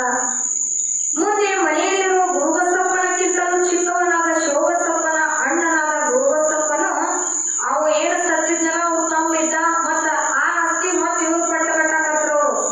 ಆ ದತ್ತಕ ಆಸ್ತಿಗೆ ಶಿವಬಸಪ್ಪನಾದ ತಮ್ಮನಿಗೆ ಬಕ್ಷಿಸಾಗಿ ಕೊಡಲು ನಿಜ ನಿಶ್ಚಯ ಮಾಡಿದ್ರು. ಮುಂದೆ ಗಂಗಪ್ಪನ ಬಸಲಿಂಗವನ್ನು ಬಂದು ಗುರುಗಳಲ್ಲಿ ಶರಣಾಗತರಾದರು. ನಮ್ಮ ವಂಶವೃದ್ಧಿ ಹೊಂದಲಿ ಎಂದು ಆಶೀರ್ವದಿಸಿರೆಂದು ಬೇಡಿಕೊಂಡರು. ಹಾಗಾದರೆ ಗುರುಗಳಂದ್ರು, ನಾನು ಎಲ್ಲಿಯ ತನಕ ಬೇರೆ ನಿಲ್ಲಿಸಿರುವೆನೋ ಅಲ್ಲಿಯ ತನಕ ನೀವು ಬಿಟ್ಟು ಕೊಡಬೇಕು ಅಂದ್ರಂತ. ಮೊದ್ಲ ಗುರುವಿನ ಮರ್ಮವನ್ನು ತಿಳಿದು ಹೋಗಿ ಬಿಡು ಅಧ್ಯಕ್ಷ ಅಂದ್ಯಪ್ಪ, ಯಾಕೆ ಹಚ್ಚಿ ಅಂತ ಅವ್ನು ಕೇಳ್ಬೇಕಾಗಿತ್ತು. ಇಲ್ಲೇ ಇಷ್ಟು ಜಾಗ ನನಗೆ ಬೇಕು ಅಂದಾಗಪ್ಪ ಯಾರು ಬೇಡ ಅಂತ ಅಂದಿದ್ರ ಅವ ತಗೊಂತಿದ್ನೋ ಬಿಡ್ತಿದ್ನೋ. ಯಾಕೆ ಮುದ್ದಾಮ್ ಕೊಡಾಕ್ ಬಂದಾಗ ಬೆತ್ತಲೆ ಚಿಮ್ಮಿ ಹೋಗ್ಯಾವ, ಕೊಡಬಾರ್ದು ಬಂದಾಗ ಮುದ್ದಾಮ್ ಹಠಕ್ಕಾಗಿಟ್ಟುಕೊಳ್ಳುವಂತ ಹಠಯೋಗಿಗೆ ಮೊದಲ ಅವರ ಇಂಗಿತವನ್ನ ಅರ್ಥವ ಏನಾದ್ರು ಕ್ಷಮ ಮಾಡಿದ್ರೆ ಇಷ್ಟೆಲ್ಲ ಸಂಗತಿ ಆಗ್ತಿದ್ದಿಲ್ಲ. ಯಾವಾಗ ಅವರ ಮಹಿಮೆಯನ್ನ ಅರಿದು ಶರಣಾಗತನಾಗಿ ಬಂದು ಮತ್ ಇದ್ದಿದ್ದೊಂದು ಇದು ಶಟದ್ ಓದಿತ್ತ ಮತ್ ನಮ್ಮ ವಂಶ ಹಾಳಾಗತ್ತೆ ಅಂದ್ ಯಪ್ಪ ಹೆಂಗಾರ ಮಾಡಿ ನಮ್ಮ ವಂಶ ವೃದ್ಧಿ ಆಗಲಿ ಅಂತ ಇಬ್ರು ಬೇಡ್ಕೊಂಡ್ರು. ಅವಾಗ ಹೇಳಿದ್ರು ಗುರುನಾಥ, ನಾ ಎಲ್ಲಿ ಮಠ ಹಸಿ ಚದರಲ್ಲ ಹಚ್ಚೇನೆಲ್ಲ ಅಲ್ಲಿ ತನಕ ನೀವು ಬಿಟ್ಟು ಕೊಟ್ರ ನಿಮ್ಮ ಮನಸ್ಸ ಹೆಚ್ಚಿ ನೀವು ವಂಶ ವೃದ್ಧಿ ಆಗ್ತದ, ಇಲ್ಲಂತಂದ್ರೆ ಸಾಧ್ಯ ಇಲ್ಲ ಅಂತ ಹೇಳಿದ್ರು. ಯಾವಾಗ ಮತ್ತು ಬುದ್ಧಿ ಬಂದಿತ್ತು ಇಬ್ಬರಿಗೂ, ಗಂಡ ಹೆಂಡತಿಗೆ. ಮಗ ಸತ್ತಿದ್ದ. ಈ ಮಾತಿಗೆ ಇವರಿಬ್ಬರಾದರೂ ಸತಿಪತಿಗೊಬ್ಬರಿಬ್ಬರು ಸಂತೋಷದಿಂದ ಒಪ್ಪಿಕೊಂಡರು. ಮುಂದೆ ನಿಮ್ಮ ವಂಶಕ್ಕೆ ಸ್ಥಿರವಾಗಲಿ ಎಂದು ಹಾರೈಸಿದರು. ನೋಡು, ಒಂದ ಮಾತನ್ಯಾಗ ಏನು ಅದ್ರಂಗ ನಾವು ಚಲೋ ಆಕತಿ ಹೋಗ ಅಂದ್ಬಿಟ್ರೆ ಚಲೋ ಆಕತೇನ? ಆಗುದಿಲ್ಲ. ಗುರುವಿನ ವಾಕ್ಯನ ಬೇರೆ, ಮನುಷ್ಯ ವಾಕ್ಯನ ಬೇರೆ. ಇನ್ನೂ ಚಲೋ ಆಗೋದು ನೀವು ಮಾತಾಡಿದ್ರು ಹಾಳಾಕತಿ ಅಂತ ಒಪ್ಕೊಂತಾನೆ. ಆಗ ಇವ ಏನಾರ ನಾನು ದೊಡ್ಡ ಚಲೋ ಆಕತಿ ಹೋಗಂದ್ರ ಅದು ಸಾಧ್ಯ ಇಲ್ಲ. ಗುರುನಾಥ ಏನು ನುಡಿತಾರಲ್ಲ ಅವ್ರು ಉಸಿರು ಬಿಟ್ಟರು ಕೂಡ ಪವಾಡ ಆಗಿ ಹೋಗ್ಯಾವ. ಹಂಗ ಅವ್ರು ಮಹಾತ್ಮರಾಗಿ ಮಾಡ್ತಾರೆ. ಕೇವಲ ಒಂದೇ ಮಾತಂದ್ರು, ಆಗೋಪ ನಿನ್ನ ವಂಶ ಸ್ಥಿರವಾಗಿರಲಿ ಅಂತಂದ್ರೆ. ಯಾಕಂದ್ರ ಭಗವಂತ ಕೊಟ್ಟಿದ್ದು ಭಗವಂತ ಕೊಡುದ್ರಿ. ಬಾಳ ಎಷ್ಟು ಕೇಳಿದ್ರ ಅವ್ರು ಎಷ್ಟು ಹಚ್ಚಿದ್ರ ಅಷ್ಟು ಕೊಟ್ಟು ಬಿಟ್ಟಿದ್ರ ಮಗ ಬದುಕ್ತಿದ್ದ. ಅವ ಕೊಟ್ಟಿದ್ದ ಅವನು ಕೊಡಾಕ ನಂದು ಅಂತ ಅನ್ನುವಂತ ಅಹಂಕಾರದಿಂದ ಅವ ಮೆರೆದಿದ್ದಕ್ಕ ಅಲ್ಲಿ ಯಾವ ಮಗನನ್ನ ಕಳೆದುಕೊಂಡ್ರು. ಇದೇ ಪ್ರಕಾರ ಎಲ್ಲವನ್ನೂ ನಮಗೆ ಬಾಡಿಗೆಯಾಗಿ ಭಗವಂತ ಕೊಟ್ಟು ಕಳಿಸ್ಯಾನ. ಏನ್ ಬೇಕಾದಷ್ಟ ಹಿಂದಿನ ಸುಖೈತಿ ಆ ಪ್ರಕಾರವನ್ನು ನಾವು ಇಲ್ಲಿ ಬಂದು ಎಷ್ಟು ದಿನ ಬಾಡಿಗೆ ಇರ್ತೇವೆ? ಬಾಡಿಗೆ ಮನೆ ಬಹಳ ದಿನ ಇರ್ತೇವೆ? ಇಲ್ಲ, ಒಂದು ದಿನ ಬಿಟ್ಟು ಹೋಗ್ಬೇಕು. ಹಂಗ ಇಲ್ಲೆಲ್ಲ ನಾವು ಬಾಡಿಗೆ ಬಂದಿರೋದಾಗ ಭಗವಂತಗೆ ಎಷ್ಟು ಕೊಡ್ಬೇಕು ಅದನ್ನ ಮನಸ್ಪೂರ್ವಕವಾಗಿ ಸಂತೋಷದಿಂದ ಕೊಡ್ತೀವಿ ಅಂತಂದ್ರ ಅದು ಅಜರಾಮರವಾಗಿ ಉಳಿಯುವಂತದ್ದಾಗ್ತದ. ಆದ್ದರಿಂದ ಅವ ಕೊಟ್ಟಿದ್ದ ಅವ ಕೊಡಾಕ್ ಬಂದ್ರೆ ಕೆರೆಯ ನೀರು ಕೆರೆಗೆ ಚೆಲ್ಲಿ. ಇಲ್ಲಿ ಅಜ್ಜನ ಬಗ್ಗೆ ಒಂದು ದೃಷ್ಟಾಂತವನ್ನ ಹೇಳ್ತಾರೆ. ಶ್ರೀ ರಾಮಕೃಷ್ಣ ಪರಮಹಂಸರು ಸಕಲ ಜೀವಿಯ ಭಗವಂತನನ್ನು ಸುಲಭವಾಗಿ ಪಡೆದುಕೊಂಡಂಥವರು. ಅಂಥವರ ಸರಳ ಹೃದಯದಲ್ಲಿ ಉಪದೇಶ ಬೇಗ ಬೇರುತ್ತದೆ. ಅಂತ ಹೃದಯ ಹುಟ್ಟು ಹೊಲ ಮಾಡಿದ ಹೊಲದ ಹಾಗೆ ಬೀಜ ಅಲ್ಲಿಗೆ ಬೀಳುವುದೇ ತಡ, ಅದು ಹುಟ್ಟಿ ಹೆಂಗು ಫಲ ಕೊಡ್ತದೋ ಅಂತವರ ಅತ್ಯಂತ ಸರಳ ಹೃದಯದ ಅಂದರೆ ಅಪಾರ ಭಕ್ತಿಯನ್ನು ತನ್ನಲ್ಲಿ ಹುದುಗಿಸಿಕೊಟ್ಟಂತ ಭಕ್ತ ಮದನಭಾವಿಯ ಸಿದ್ದಪ್ಪ ಮಲ್ಲೂರ್ ಅನ್ನುವಂಥವ ಬಹಳ ನಂಬಿಗಸ್ತ ಭಕ್ತ. ಅದರ ಒಳಗ ದೇವರ ಕೊಂಡನ ಪ್ರಭಾವಕ್ಕೆ ಒಳಗಾದವರು. ಈ ವ್ಯಕ್ತಿಯ ಮನೆಯಲ್ಲಿ ಆ ವರ್ಷಾನುವರ್ಷ ತಿಂದಿದ್ದ ಹೆಸರು ಕಾಳಿನ ಗೊಬ್ಬರ ಕಾರಣ ಹೆಸರು ಬಂತು. ಅದಕ್ಕೆ ಒಂದು ಜೊತೆ ಮಾಡೋಕೆ ಜೋಳ ಆಗಲಿ ಗೋಧಿ ಆಗಲಿ ಮನೆಗೆ ಇಲ್ಲ. ಯಾರನ್ನು ಕೇಳೋಕ್ಕೂ ನಿಮಗೆ ಮನಸ್ಸಿದ್ದಿದ್ದಿಲ್ಲ. ಅಂತ ಸಂದರ್ಭದೊಳಗ ರೂಪಾಯಿ ರೂಪಾಯಿ ರೂಪಾಯಿ ಕೂಡಿಸಿಡ್ತಿದ್ದ. ಎದಕ್ಕಂತಂದ್ರ ಅವನೊಂದು ಕನಸಿತ್ತು. ಯಾರ್ದು? ಸಿದ್ದಪ್ಪ ಮಲ್ಲೂರಿಂದ. ಏನ್ ಮಾಡ್ತಿದ್ದ ಅಂತಂದ್ರ ಆ ದುಡ್ಡಿನಿಂದ ದೇವ್ರು ಕೊಂಡ ಅಜ್ಜನ ಒಂದು ಬೆಳ್ಳಿ ಗಿಡ ಮಾಡಿಸ್ಬೇಕು ಅನ್ನುವಂಥದ್ದು ಅವನ ಮನಸ್ಸಿನಾಗಿತ್ತು. ಆಗಿನ ಕಾಲದೊಳಗೆ ಯಾರಿಗೆ? ಸಿದ್ದಪ್ಪ ಮಲ್ಲೂರ್ ಅನ್ನುವಂಥ ವ್ಯಕ್ತಿಗೆ. ಏನು ಭಗವಂತ ಕೊಟ್ಟಾನ ಬರೀ ನಮ್ಮ ಸಂಸಾರಕ್ಕ ನಾವು ಹಾಕುದಾತು. ಒಂದು ಸತಿ ಅವ ಕೊಟ್ಟಿದ್ದ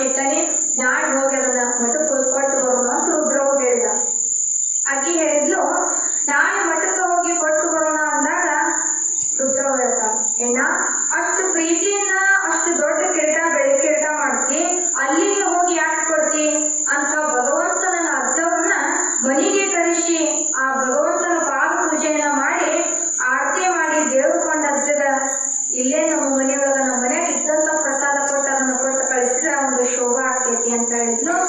ಸಿಟ್ಟಪ್ಪ ಅಲ್ಲ ಹುಚ್ಚಿ ಅಜ್ಜ ಮನೆಗೆ ಬಂದ್ರ ಅಂಬುಲಿಯಾದ್ರೂ ನಾವು ಕೊಡ್ಬೇಕಲ್ಲ, ನನ್ನ ಹತ್ರ ಒಂದು ಬಿಡಿಗಾಸು ಇಲ್ಲ, ಇಷ್ಟ ನನ್ನ ಆಯುಷ್ ಮುಗಿಯಾಕ ಬಂದಾಗ ಒಂದು ಕಿರೀಟಕ್ಕಾಗೋಷ್ಟು ದುಡ್ಡು ಈಗ ಜಮಾ ಆಗೈತಿ ಅಂದಾಗ ಅವ್ರು ಸುಮ್ಮನೆ ಒಬ್ಬರ ಮನೆಗೆ ಬರೋದಲ್ಲ, ಭಾಳ ಮಂದಿ ಕರ್ಕೊಂಡ್ ಬರ್ತಾರ, ಒಂದು ಹಿಡಿದು ಭಾಳ ಕಷ್ಟ ಐತಿ, ಸುಮ್ಮನೆ ನಾವ್ ಇಬ್ಬರ ಕೊಟ್ಟು ಬರೋದು ಬಾಲ್ಯ ಹಚ್ಚದ ಅಂತ ಆಕೆ ಹೇಳಿದ್ರು. ರುದ್ರವ್ವ ಯಾಕೆ ಚಿಂತೆ ಮಾಡ್ತೀಪ, ಒಂದು ಬಾಗಿಲು ಮುಚ್ಚಿದ್ರ ಇನ್ನೊಂದು ಬಾಗ್ಲ ಭಗವಂತ ತೆಗಿತಾನಂತ, ಮದುವೆಯಾಗ ನೀವು ಕೊಟ್ಟು ನನಗ 2 ತೊಲಿ ಬಳಿ ಅದಾವಲ್ಲ ಅದ್ರಾಗ ಒಂದು ಮಾಡು ನೋಡ್ರಿ. ಆಗಿನ ಕಾಲದ ಹೆಣ್ಮಕ್ಳಲ್ಲಿ ಗುಣ ಹೆಂಗಿತ್ತು, ಈಗಿನ ಕಾಲದಾಗ ಗಂಡನ ಮನೆ ಪೂರಾದ ಬೀದಿ ಬಿದ್ದೈತೆ ಅಂದ್ರೂ ತವ್ರ ಮನೆ ಬಂಗಾರ ಕೊಡೋದಿಲ್ಲ ಅವ್ರ. ನಮ್ಗೇನ್ ಸಂಬಂಧ, ನೀವು ಹಾಳಾದ್ರ ಆಗಿದ್ದೀರಿ, ನಮ್ಮ ಅವ್ವ ಕೊಟ್ಟು ಬಂಗಾರ ನಮ್ಮ ಅಪ್ಪ ಕೊಟ್ಟು ಬಂಗಾರ ಅಂತೇಳಿ ಇನ್ನು ಓಡಿ ತವ್ರ ಮನೆಯಾಗ ಇಟ್ಟು ಬರ್ತಾರ. ಅಕಸ್ಮಾತ್ ತವ್ರ ಮನೆಯಾಗ ಅರ್ಧ ತೊಲಿ ಚೈನ ಮಾಡಿಸ್ಲಿ ಇಡೀ ಓಣಿಗೆ ತೋರಿಸಿ ಬರ್ತಾಳಕಿ. ಮನೆ ಗೌರಿ ಹುಣಿಗೆ ಹೋಗಿದ್ಯಾ, ನಮ್ಮ ಅವ್ವ ಅರ್ಧ ತೊಲಿ ಚೈನ ಹಾಕಾಳಂತೆ. ಗಂಡು ಬ್ಯಾಡೇ ಕಾಲ ಬರೋದಕ್ಕೆ ಈ ಮಂಗಲ ಚೈನ ಮಾಡಿಸ್ತಾರ, ಇಲ್ಲ ಮಾಡ್ಕೊಂಡಾನ ಅದಕ್ಕೆ ಮಾಡ್ಸ್ಯಾನ, ಏನು ಪುಕ್ಷಟಿ ಮಾಡ್ಸ್ಯಾನ, ಕಟ್ಕೊಂಡ್ ಬಂದಾನೆ. ಹೌದು ನನಗ ಗಂಡು ಕೊಟ್ಟಿದ್ದಾಗ ಹಂಗ ಹೇಳ್ತಾರ ತಾಯಿಗಳ ಸ್ವಭಾವ. ಅಕಸ್ಮಾತ್ ಹಳೆ ತಾಯಿ ತವ್ರ ಮನೆಯಾಗ ಅರ್ಧ ರೊಕ್ಕ ಈಕೆ ಹಾಕಿರ್ತಾರ, ಮತ್ತ ನಿಮ್ ಹೆಸರು ಮಾಡಿ ಕೊಡ್ರಿ ಅಂದಿರ್ತಾಳ ಅಂದ್ರು ಅದನ್ನ ಅರ್ಧ ಮಾಡಿ ಬರ್ತಾರ. ಮೊನ್ನೆ ಒಂದ ಕಾಸ ಹೋಗೇನ ತಮ್ಮವನಾಗ ಅರ್ಧ ತೊಲಿ ಚೈನ ಹಾಕಿದ್ರು. ಕಾರಣ ಏನು, ಹೆಣ್ಮಕ್ಳು ಒಡವೆ ಮ್ಯಾಲ ಬಹಳ ಪ್ರೀತಿ ಇರ್ತಾರ. ಅವಾಗಿನ ಹೆಣ್ಮಕ್ಳು ಹೆಂಗಿದ್ರು ಅಂದ್ರ ಇಲ್ಲಿ ಯಾಕೆ ಹಂಗಿಲ್ಲ, ಎಲ್ಲ ಚಲೋನ ಅದಾರ. ಕರೆ ಆ ರುದ್ರಮ್ಮ ಏನ್ ಮಾಡಿದ್ಲು ಅಂದ್ರ, ಯಾಕೆ ಚಿಂತೆ ಮಾಡ್ತಿ ಅಣ್ಣ, ನೀವ ನನಗ ಮದ್ವೆ ಹಾಕಿದ್ದು 2 ತೊಲಿ ಬಳಿ ಅದಾವ, ಅದ್ರ ಒಂದು ಬಳಿ ಮಾರಿಬಿಡು, ಮಾರಿ ಆ ಬಂದ ದುಡ್ಡಿನೊಳಗ ಏನ್ ಮನೆಗೆ ಬೇಕಾಗುವಂತ ಸಂತಿ ತಗೊಂಬ, ಅಜ್ಜನ ಮನೆಗೆ ಕರ್ಸ್ಕೊಂಬಂತ ಹಠ ತೊಟ್ಲು. ಸಿದ್ದಪ್ಪಗ ಆನಂದದ ಕಣ್ಣೀರು ಬಂದು, ಅಲ್ವಾ ಯಾಕ ನಿನ್ನ ಕಷ್ಟಕ್ಕಾಗ್ಲಿ ಅಂತ ನಾವು ಕೊಟ್ಟಿವಿ, ಅದನ್ನ ಮತ್ತೆ ನನಗ ಬಳಸ್ಕೊಂಡ್ ಕೊಡ್ತೀಯಲ್ಲ ಅಂದಾಗ, ಇಲ್ಲೋ ಈಗ್ಯಾಕೆ ಬಂಗಾರ ಆಸೆ ಮಾಡ್ತಾಳು ಅಂತ ದೇವ್ರ ಕೊಂಡ ನನ್ನ ಪರೀಕ್ಷೆ ಮಾಡ್ತಾನೋ ಏನು, ಹೋಗ್ಬೇಡ ಅಂತೇಳಿ ಅಕ್ಕ ನಾ ಭಗವಂತನ ಪರೀಕ್ಷೆದಾಗ ನಾವು ಪಾಸ್ ಆಗೋದು ಬೇಡೇನು, ತಮ್ಮ ನನ್ನ ಒಪ್ಪಿಸಿ ಬಂಗಾರ ಬಳಿ ಕೊಟ್ಟು ಕಳಿಸಿದ್ಲು. ಸಾವಿರಗಳಲ್ಲಿ ಬೆಲೆ ಇರುತ್ತಿರಲಿಲ್ಲ, ರೂಪಾಯಿಗಳಲ್ಲಿ ಲೆಕ್ಕದಲ್ಲಿ ಅದರ ವ್ಯಾಪಾರ ನಡೀತಾ ಇತ್ತು ಆಗಿನ ಕಾಲದೊಳಗ. ಸಿದ್ದಪ್ಪ ಬಳಿ ಮಾರಿ ಬಂದ ಹಣದಿಂದ ಮನೆಗೆ ಬೇಕಾದಂತ ಎಲ್ಲಾ ಸಾಮಗ್ರಿಗಳನ್ನ ತಗೊಂಡು ಬಂದ. ಮುಂದೆ ಸದ್ಗುರುನಾಥನನ್ನ ಮನೆಗೆ ಪಾದ ಪೂಜೆ ಕರೆಸಿದ್ರು. ಭಜನೆಯನ್ನ ಮಾಡುತ್ತಾ ಮೆರವಣಿಗೆ ಮಾಡುತ್ತಾ ಮಠದವರಿಗೆ ವಾಚನನ್ನು ಕರೆತರುವ ಹಾಗೆ ನೋಡಿಕೊಂಡು ಮಠದಲ್ಲಿ ನೆರೆದ ಭಕ್ತರೆಲ್ಲ ಮುಂದೆ ದೇವರು ಕೊಂಡ ಸಿದ್ದಪ್ಪನನ್ನು ಪ್ರಶ್ನಿಸಿದ. ಅವ್ರು ಮನೆಗೆ ಕರ್ಕೊಂಡು ಬರ್ಬೇಕನ್ನುವಂತ ಇಷ್ಟ ಇತ್ತು. ಕರೆಯಾಕ್ ಹೋದಾಗ ಏನೋ ಕಾರಣದಿಂದ ಗುರುನಾಥ ಎಲ್ಲರೂ ಕೂಡ ಇಲ್ಲೇ ಬಂದ ಮಾಡಿಬಿಡ್ರಿ ಅಂತ ಹೇಳಿದ್ರು. ಮನೆಯವರೆಲ್ಲ ಮನೆಯವರು ಭಜನೆ ತಗೊಂಡೋಗಿ ಮಠದಾಗ ಅರ್ಜುನ ಮುಂದೆ ಕುಂತ್ರು.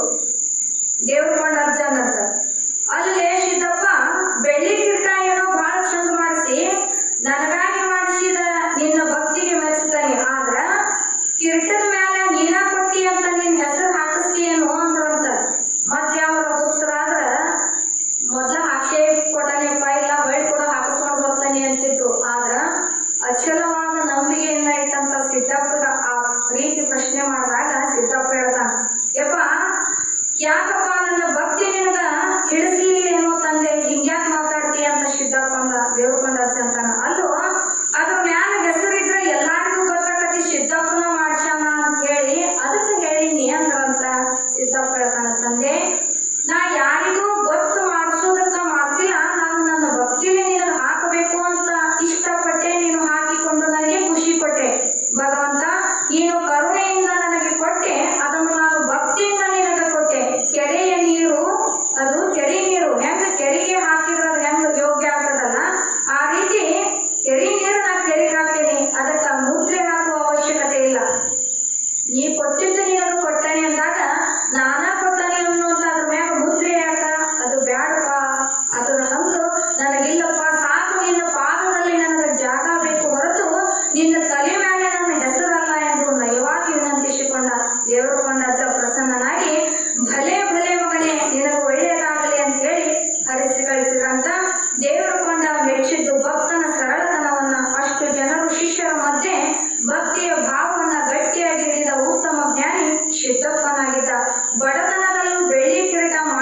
ತಾನೇ ಮಾಡಿಸಿದ್ದು ಎಂದು ಹೇಳಿಕೊಳ್ಳದ ಒಬ್ಬ ಸಾಮಾನ್ಯ ರೈತನಿಗೂ ಇದು ಇಂದು 1 ಕೋಟಿ ಕೋಟಿ ಖರ್ಚು ಮಾಡಿಸಿ ದೇವರಿಗೆ ಕಿರೀಟ ಮಾಡಿಸಿದ್ದೇವೆ ಎಂದು ಪ್ರಚಾರ ಪಡೆಯುವ ಶ್ರೀಮಂತರಲ್ಲಿ ಯಾವ ಬಡವರು ನೀವೇ ಹೇಳಿ ಅಂತ ಹೇಳ್ತಾರೆ. ಆದ್ದರಿಂದ ಕೊಟ್ಟಿದ್ದು ಬಂಗಾರವನ್ನ ನಿಜವಾದರೂ ಭಾವರಹಿತವಾದ ಭಕ್ತಿ ಪ್ರಚಾರ ಪ್ರಿಯತೆಗೆ ಅಷ್ಟೇ ಮೀಸಲು. ಭಾವ ಶ್ರೀಮಂತಿಕೆ ಇರುವ ಸಿದ್ದಪ್ಪ ಬಡತನದಲ್ಲೂ ಶ್ರೀಮಂತನಾಗಿ ಕಾಣುತ್ತಾನೆ. ಕಾರಣ ಏನು ಅಂತಂದ್ರ ಭಗವಂತ ಕೊಟ್ಟಿದ್ದು ಭಗವಂತ ಕೊಡ್ಬೇಕು. ಮತ್ತ ಹಂಗಂತ ನೀವು ಎಲ್ಲಾರು ಒಂದೊಂದು ಬೆಳಿಕಟ ಮಾಡಿಸ್ಕೊಂಬರಿ ಅಂತ ಹೇಳೋಂಗಿಲ್ಲ.